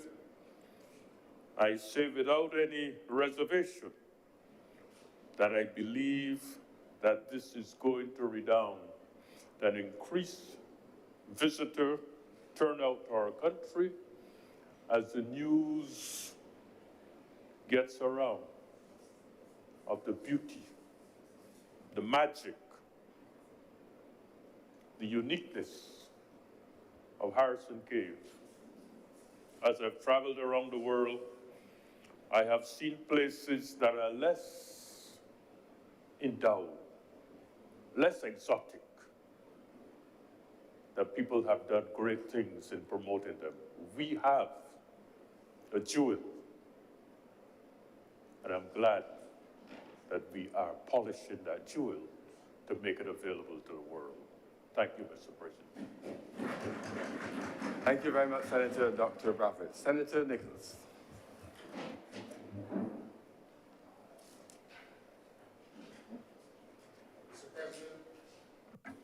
Mr. President, I am happy to support the amendment to the bill before the Senate today. Largely, we understand that it is really for more administrative efficiency in terms of the ministerial allocation of responsibility. I want to thank the leader of the Senate for a very concise report to the country on the work that the government has done to put the natural heritage asset we call Harrison's Cave on a much more sounder commercial footing. The government has indeed, under Ambassador Thompson when she was minister, borrowed monies to redevelop Harrison's Cave, a loan that is still being repaid by taxpayers of Barbados to this day. In that period leading up to a Cricket World Cup in 2007. And the splendor and majesty of that natural heritage asset has been expanded to the view of many people around the world, and certainly as a resident of the community in St. Thomas, we were very happy with those developments. The truth is that the government will never have enough resources to be able to capitalize natural attractions such as Harrison's Cave. And one of the good things about the commercial venture with Chukka is that all of the plans for the development of Harrison's Cave over the years have been stalled when there have been a change of government. This commercial relationship puts the business venture at Harrison's Cave on a sure footing so that the residents who have to live in the community are certain about their relationship with this attraction and people coming into the community. And one of the things that was stalled was the development of the Harrison's Cave zone of environmental protection, and delineating what that zone is, and therefore creating certain obligations and rights within the community, particularly those in the Island View community. And there has been a lot of uncertainty over the years as we hear about the developments going on in the cave. People start to wonder, Mr. President, what about the promises previous administrations have made in respect to some of the outstanding issues between the government and the people in the Island View community? And I want to compliment the leader, and I know she does not blow her own trumpet, but I have sat in meetings that she has co-chaired or chaired in which many facets of government have come together to deal with the issues surrounding Harrison's Cave in a much more comprehensive way than she has herself demonstrated today. And a lot of the developments that are to come are part and parcel of her own leadership. And I speak specifically, Mr. President, of the issue of compensation for landowners within the Island View community. This cave was developed opened up as an attraction in 1981. And for many, many years, the company called Caves of Barbados and its successors through the National Conservation Commission and the now extinct Caves Authority Board have utilized the subsurface areas of land. Some of the land is privately owned and some of the land is owned by the state. And there are even parcels under the operation of the Harrison Cave facility where there is no known ownership of these lands. And for many years, the issue of compensation for the use of subsurface areas of lands has bedeviled many administrators, and certainly the people in the Island View community and the wider Richmond Hall area have consistently raised this as an issue, not to the extent that it has ever reached to the stage of litigation, but I do believe that there has been a conscious and deliberate acceptance of that claim by the part of the Barbados Labour Party governments. But when we lost office in 2008, a lot of work that was done in the lead up to that initial development that I spoke of, led by Ambassador Thompson, a lot of that work has fallen flat. And I want to publicly say on the record our appreciation for the leadership shown by Minister Cummings and our Member of Parliament in keeping this issue on the front burner. I will confess that I have made some small contribution to the whole issue of how government should treat to that concept of compensation for landowners of subsurface areas of land. It is not a concept that is perhaps well articulated within the concept of the English common law, because we know from a legal perspective that the owner of land owns everything from the surface of the land to the heavens and everything to the center of the earth. But what does that really mean? And I say that against the backdrop that people in the Island View community who have lived through the development of several phases of the cave have accepted that in this treasure being unfolded to the world, while they may have a legitimate claim to some form of compensation for the use of the very many tunnels that go out for very, very long distances away from the center of the attraction, this attraction is also very important in terms of what we are doing in Barbados as part of the tourism development on the inland side. So that the time has come for this matter to be resolved, and I know Senator Cummings is very fervent in her resolve to ensure that when the next phase of amendments to the legislation come before Parliament, that the issue of compensation is one that can be settled once and for all, and that there is a framework not only for Harrison Cave to be dealt with, but all caves in Barbados. And it is very interesting to note that Harrison Cave is not the only major cave in Barbados. Many members of the public go to Coles Cave, which is just down the road. And you will recall, or may recall, Mr. President, quite recently, a young man had to be rescued by the emergency personnel from Coles Cave. And I happened to do some research on Coles Cave, and I was directed to former Senator Professor Fraser, his book. And he mentions Coles Cave as being recorded alongside mention of Harrison's Cave from the early histories of Barbados, from the time of Poyer. And he criticizes or suggests that Poyer's representation of the splendor and beauty of Harrison's Cave was second to Coles Cave.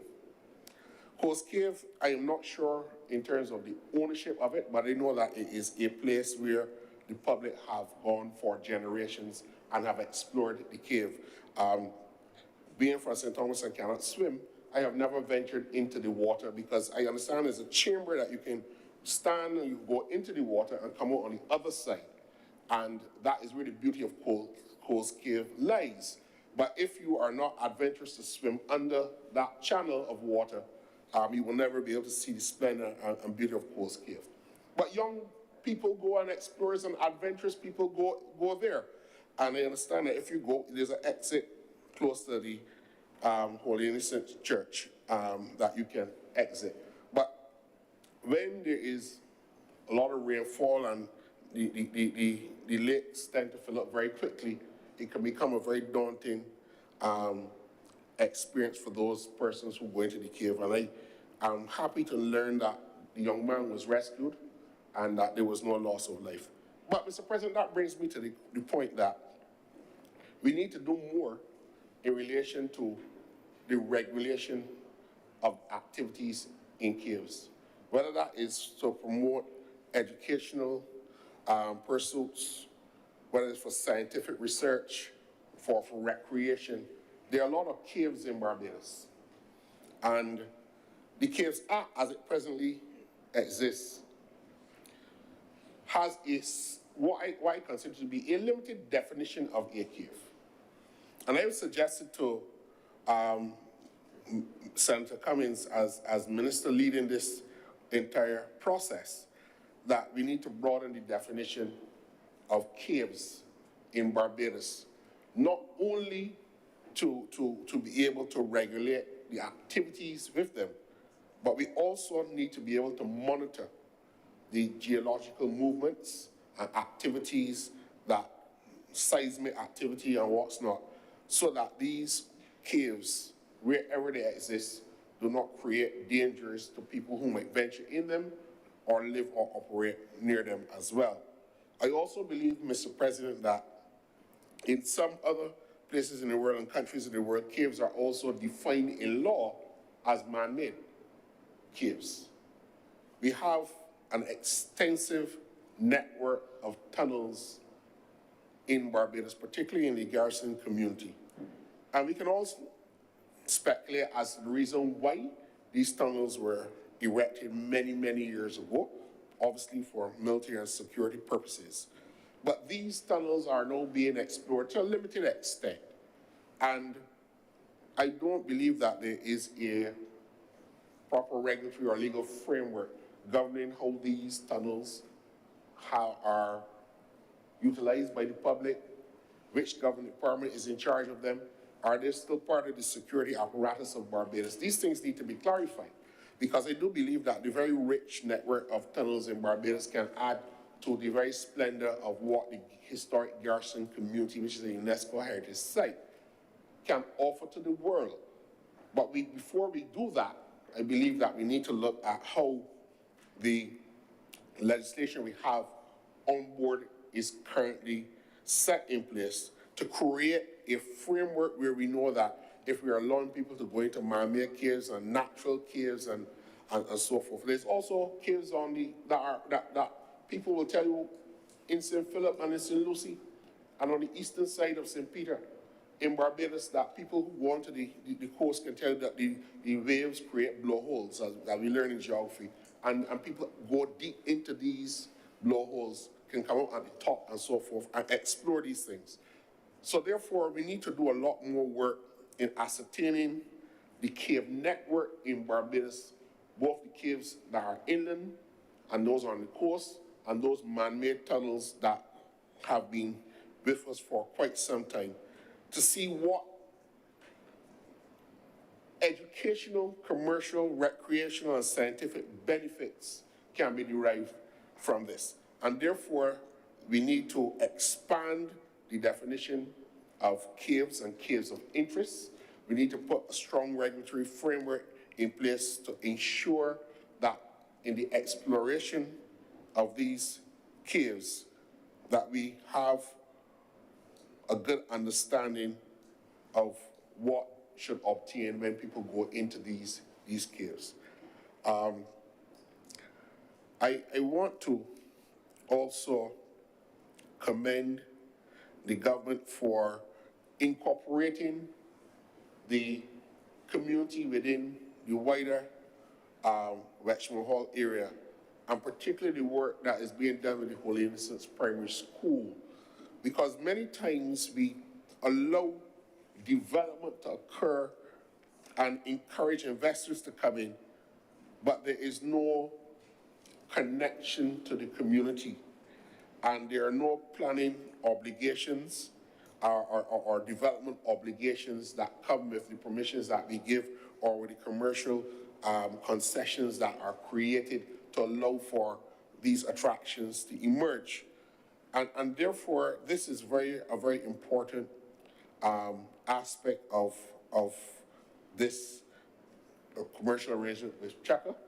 And therefore, as the minister has indicated, we hope that it will continue. There are significant plans to integrate the community within the experience of coming into Harrison's Cave.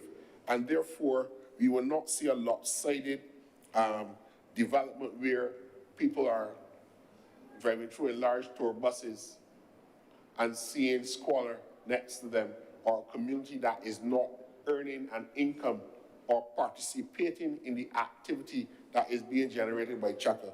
And I think that the government has to be congratulated for that.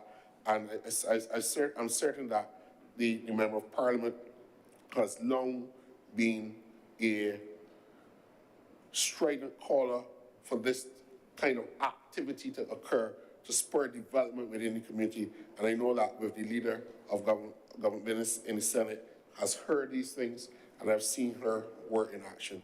With those few words, Mr. President, I'm obliged to you. Thank you very much, Senator Nichols. Senator Mr. Nenard. Thank you, Mr. President. Mr. President, I listened to Senator Nichols, and I'm very pleased that a lawyer of his caliber would stand to speak on the need to expand the definition of a cave. I'm very pleased that he's done it, and people will listen, because he's a lawyer of quality. But Mr. President, as a child, I have always thought of caves as being associated with water. And I grew up in an area in Christchurch, which you represented at some point in time, that has many caves, and none of them are underground. And the Caves Act speaks to caves as being below the surface. As a child, I've always thought of caves as being related to water and the Arawaks, or the Kalinago. And Mr. President, one of the things that we must not do in this country is to allow the important cultural heritage of those who have been here before to be destroyed in the development. And we see it, Mr. President, sometimes when roads are being cut and a cave is encountered and is filled in, and no one says anything. But this act protects even the stalactites and stalagmites, which one might find in the cave. It says you cannot remove them. In Chancery Lane, near where I grew up, there are caves that often had bones in them and various artifacts, but they seem to be forgotten. And they're there in large numbers. Mr. President, I have often thought of Harrison's Cave in terms of water. And the first time I visited the cave, I realized that this significant volume of water that flowed through this cave had to be going somewhere and was probably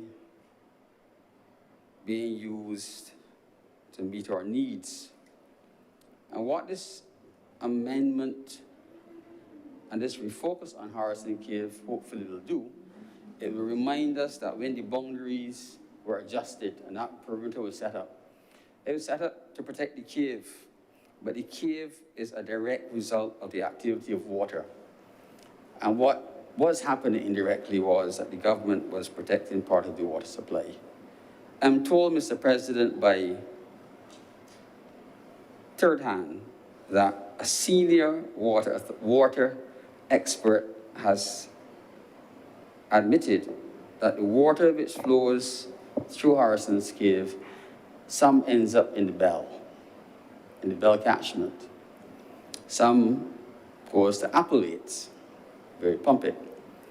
And some is being used by the company Ionics for desalination. And it tells us how important it is to protect what flows underground. Now, there's been, over the weekend, Mr. President, I want to congratulate the government on this, and I beg for your indulgence here, Mr. President. The Prime Minister opened the first phase of the redevelopment of the river plantation and reopen Browns Pond. And I wish to stand here and congratulate the government on this marvelous achievement. It has been long overdue, Mr. President. For many, many, many years, people have complained about water rights which were being abused, and this government has taken the opportunity to fix it. And I want to say, promise made, promise kept. But Mr. President, that is not the only one to fix. We need to fix them all.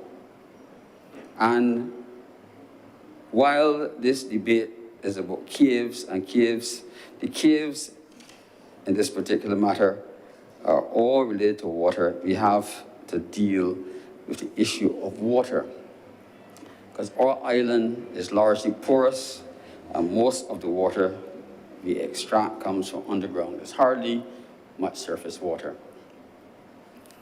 And when we develop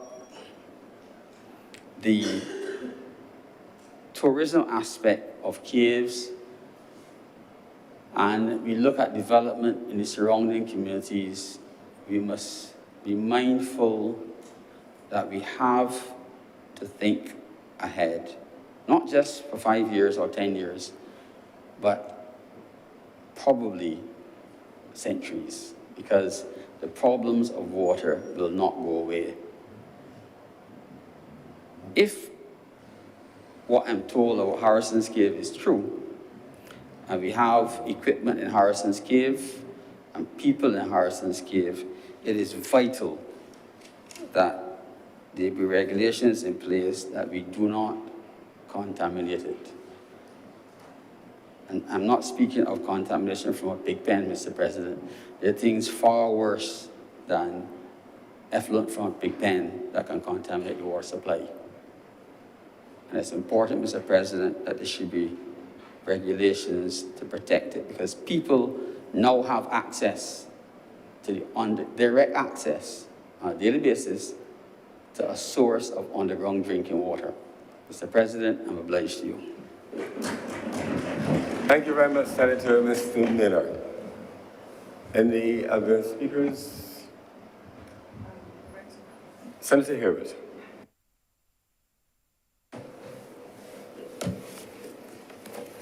Mr. President, thank you. I'm really moved by the presentations of all members of the House today. I really did not intend to speak today, but I think it would probably be unkind of me not to make a contribution on this particular bill that I support on behalf of the government, because I have a vested interest when it comes to that particular development in Island View.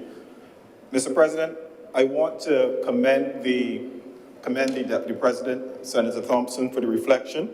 Sometimes we tend to forget the trajectory on which certain developments in government have traveled.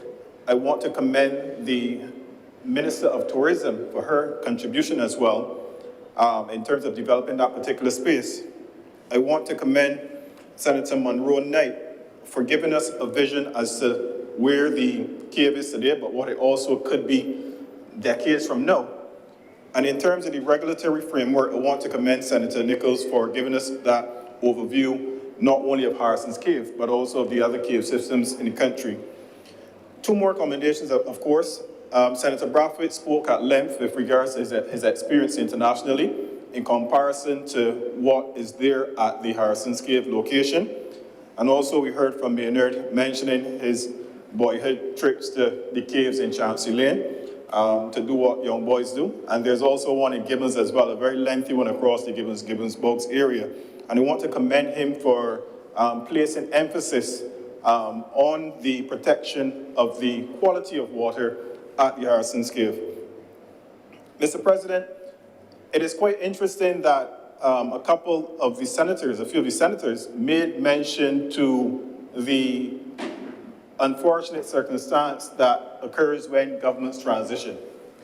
Mr. President, when you were in a different place, there was also development at Allen View under the then Housing and Neighborhood Upgrading Project. And this is a very unfortunate development. And while I do not intend to lay any political blows to anything, I think that it is squarely aligned to everything that has been mentioned here in terms of the lack of continuity and sustainability when government changes as well. I remember as a research officer very much on the project that focused on neighborhood upgrading, where the then minister in 2010 would have outlined to the residents of Allen View and the member of parliament that was present the plans to upgrade the Allen View community. They were speaking about bringing in sewer systems, connecting sewer systems. They're speaking about even putting in putting in pit latrines and different things that will protect the groundwater from that infiltrated and got into the cave system. And that was a promise made and a promise not kept. Because to the extent of that project, and it was very extensive, we, the government of Barbados, engaged with the Inter-American Development Bank to the tune of $45 million US, 30 million from the bank and 15 million coming from the government of Barbados, to ensure that we could upgrade Allen View so as to, one, protect the environmental sustainability and infrastructure of the cave, because as many senators mentioned, there is some serious farming going on down in there as well, particularly pig farming. And also the second thing was to ensure that we had some level of continuity of economic activity for the residents that lived around the cave as well. One in particular, remember Simonetta. Simonetta is the lady who owns the shop on the entrance of the cave on the left-hand side. She told me the very first time I went there, she built her entire house and her daughter's house out of that particular establishment. When persons would come on tours, the buses would sometimes reverse into her establishment before making trek further down to the cave. And she was very proud of everything that was on offer. And this is where I want to also commend the Minister of Tourism for recognizing the need to have that level of input and buy-in from the residents of the community as well. But I say all that to say, Mr. President, that what is on offer here is not just an establishment being managed by Chukka, but a framework of sustainability from this government, and I suspect based on what is being done, it is going to continue to other governments as well. And that is sustainability, Mr. President, and for that I want to commend the Minister of Tourism for her inputs and the work of the workers in the ministry as well. Mr. President, I also want to speak to the issue of water quality, and in a different place, the debate, a much larger debate may come in terms of water quality, but the revelations from Senator Minard are some very serious revelations. And water quality is something in Barbados that we take for granted. We generally, the public, take for granted. And when something does not necessarily hit us as a scarcity, some of us, because for some it is a reality in terms of scarcity, we take it for granted. Now, the water at the caves of Barbados, had we been given the opportunity to maximize on the estimated $5 million US allocated for Allen View to upgrade many of the facilities and connect it to a sewage, would not be as serious an issue today as it really is. We would have had a number of persons, I think, Mr. President, if you allow me, we would have had probably 63 households connected to that system. Apologies. And a number of other things would have happened there as well. There were issues with regards to also water tanks. I'm just going to list them, Mr. President, because this project promised the construction, as I said, of a sewer system, the trenching and pipe work to be done as well, the creation of 32 manholes, 61 household connections to the system, 4 septic tanks and filter beds, utility associated to other remedial work, and 12 household toilet add-ons to be done.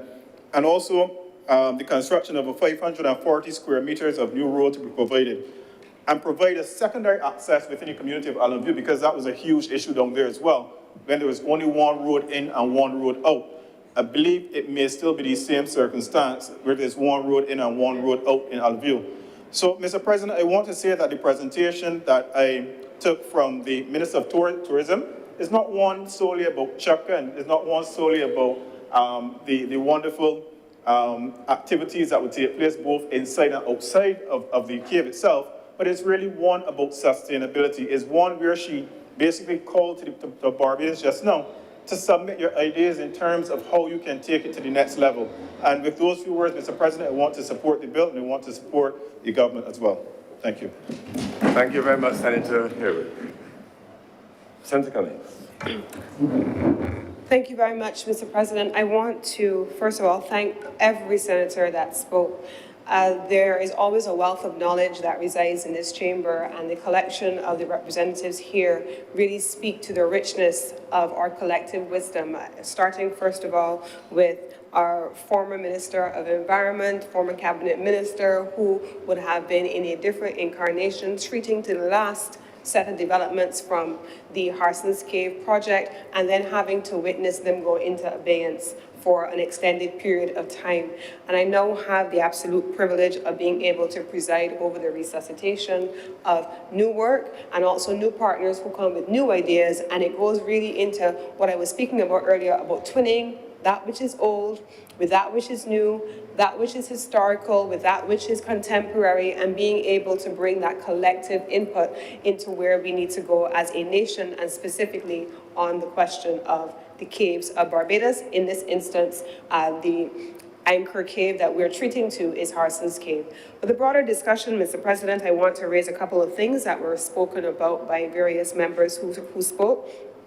And the Deputy President of the Senate spoke about a number of persons, in particular Steve Devenish. Steve remains a member of the board that we currently still have at Harson's Cave. I did reappoint him to the board, including people like Dr. Donnelly Carrington, who's also from the community, who has spent years building up programs and projects in that community. I'm also pleased to share that the instruction has been given in one of those meetings that Senator Nichols spoke about by me, that the In the Heart of Barbados project, where Steve Devenish and the communities would have built out all of those projects in the tunnels and the caves around Barbados, and then they fell into abeyance, that those things are to be reintroduced now as part of the new mandate for the Caves of Barbados Limited, as I said earlier, which no longer has responsibility for managing Harson's Cave, but is managing the relationship with Chukka, which is managing Harson's Cave. And so we're happy about that.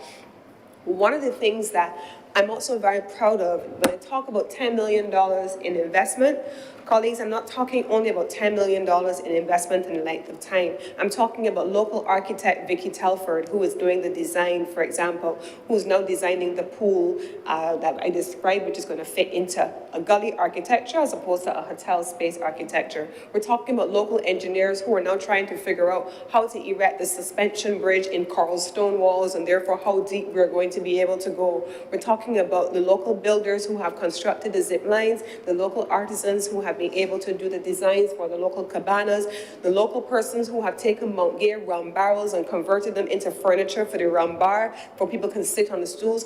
This is what tourism development is all about.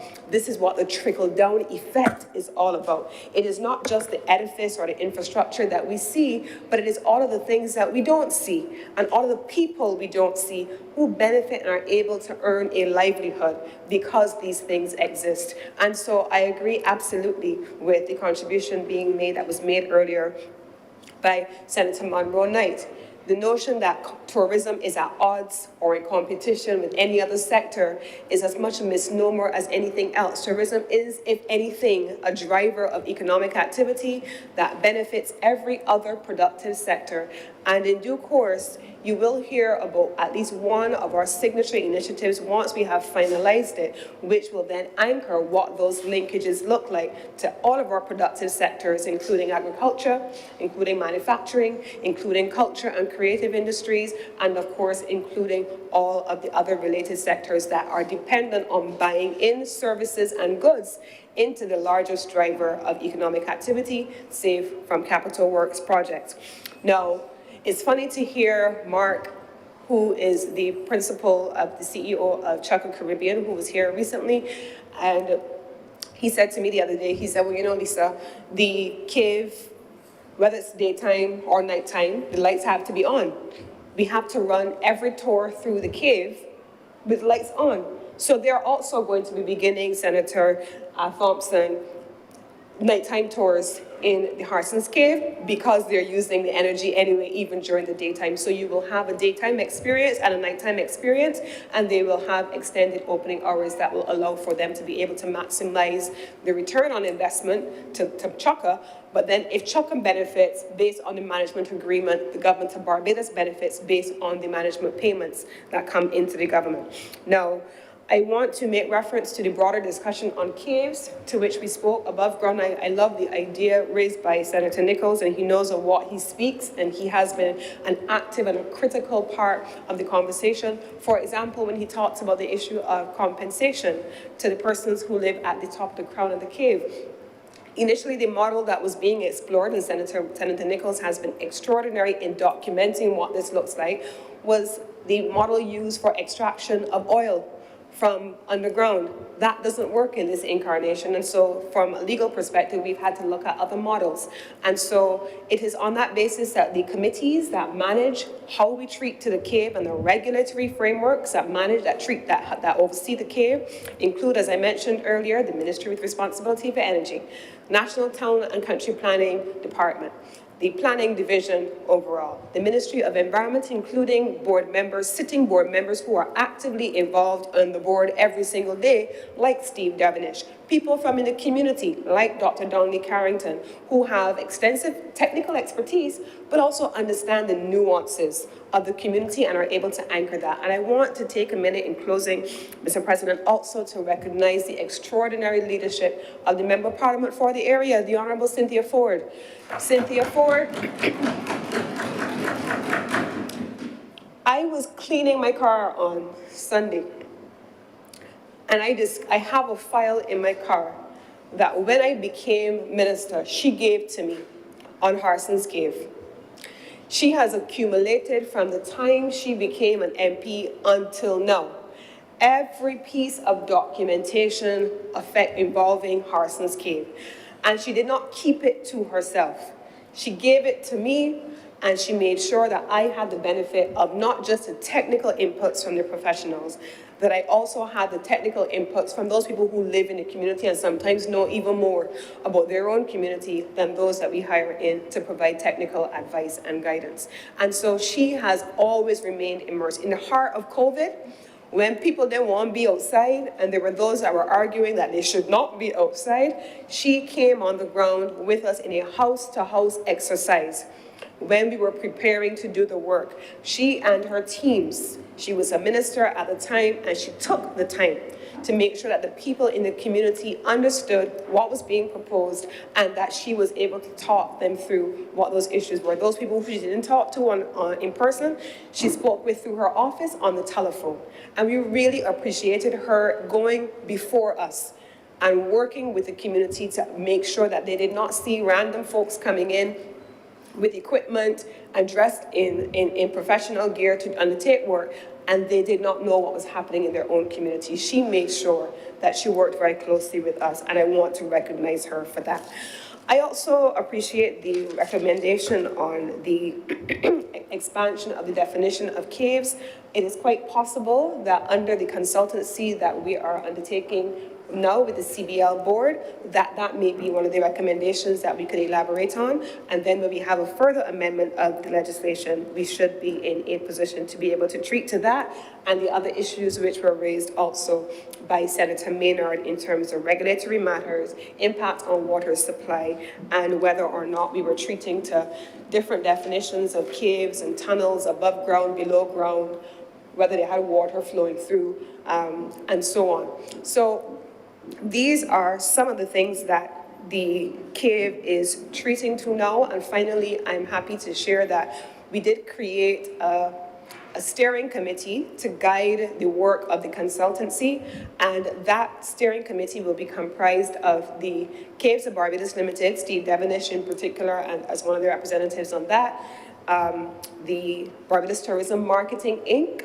that obviously has responsibility for marketing, Barbados Tourism Investment Inc., and Barbados Invest Barbados, because obviously we are speaking about the possibility of treating to it as a new investment opportunity and then anchoring that in the community. And so in a few months, we should be in a position to say what the forward movement is going to be on this new initiative. And so, Mr. President, with these few words, I wish to commend this bill to the Honorable the Senate, and I beg to move that this bill be read a second time. Thank you very much, Senator Cummings. The question is that this bill be read a second time. Honourable senators in favour, please say aye. Those against, please say no. The ayes have it. Mr. President, I beg to move that this bill be read, that this House now dissolve itself into committee for further consideration of this bill. The question is that this Senate resolve itself into committee for further consideration of this bill. Honourable senators in favour, please say aye. Those against, please say no. The ayes have it.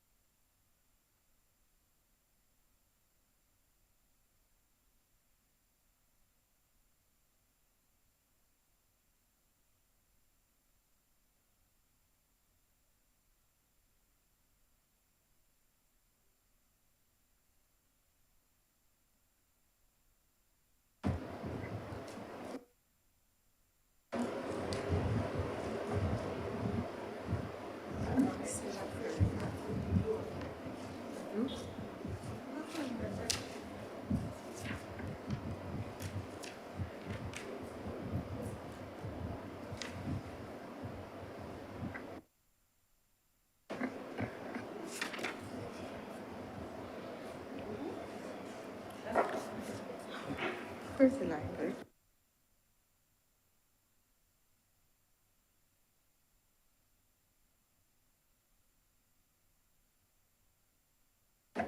Clause 1. Question is that clause 1 do now stand for? No. Madam Chair, I beg to move that clause 1 stand part.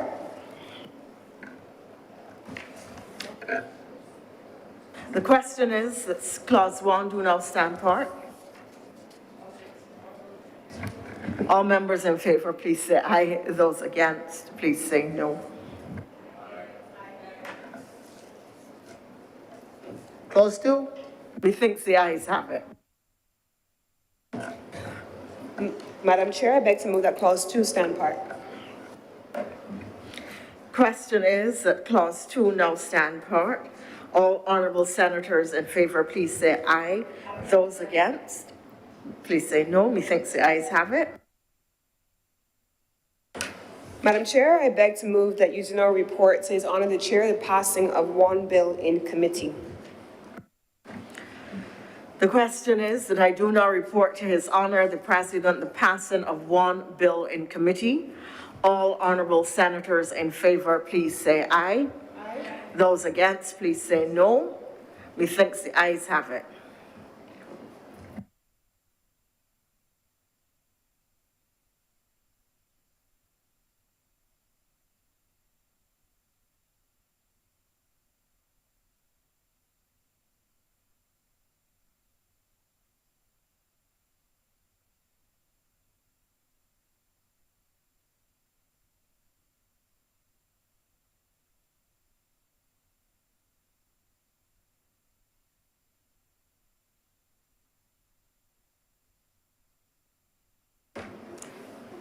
The President has reported to me the passing of one bill in committee. Senator Cummings. Mr. President, I beg to move that this bill now be read a third time. The question is that this bill be read a third time. Honourable senators in favour, please say aye. Aye. Those against, please say no. Methinks the ayes have it. Mr. President, I beg to move that this bill do now pass and be cited as the Caves Amendment Act 2022. The question is that this bill be now passed and so cited. All of the senators in favor, please say aye. Those against, please say no.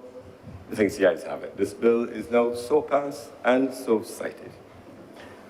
Mr. President, I beg to move the suspension of this sitting of the Senate for 1 hour to reconvene at 2:35 p.m. to continue government's business.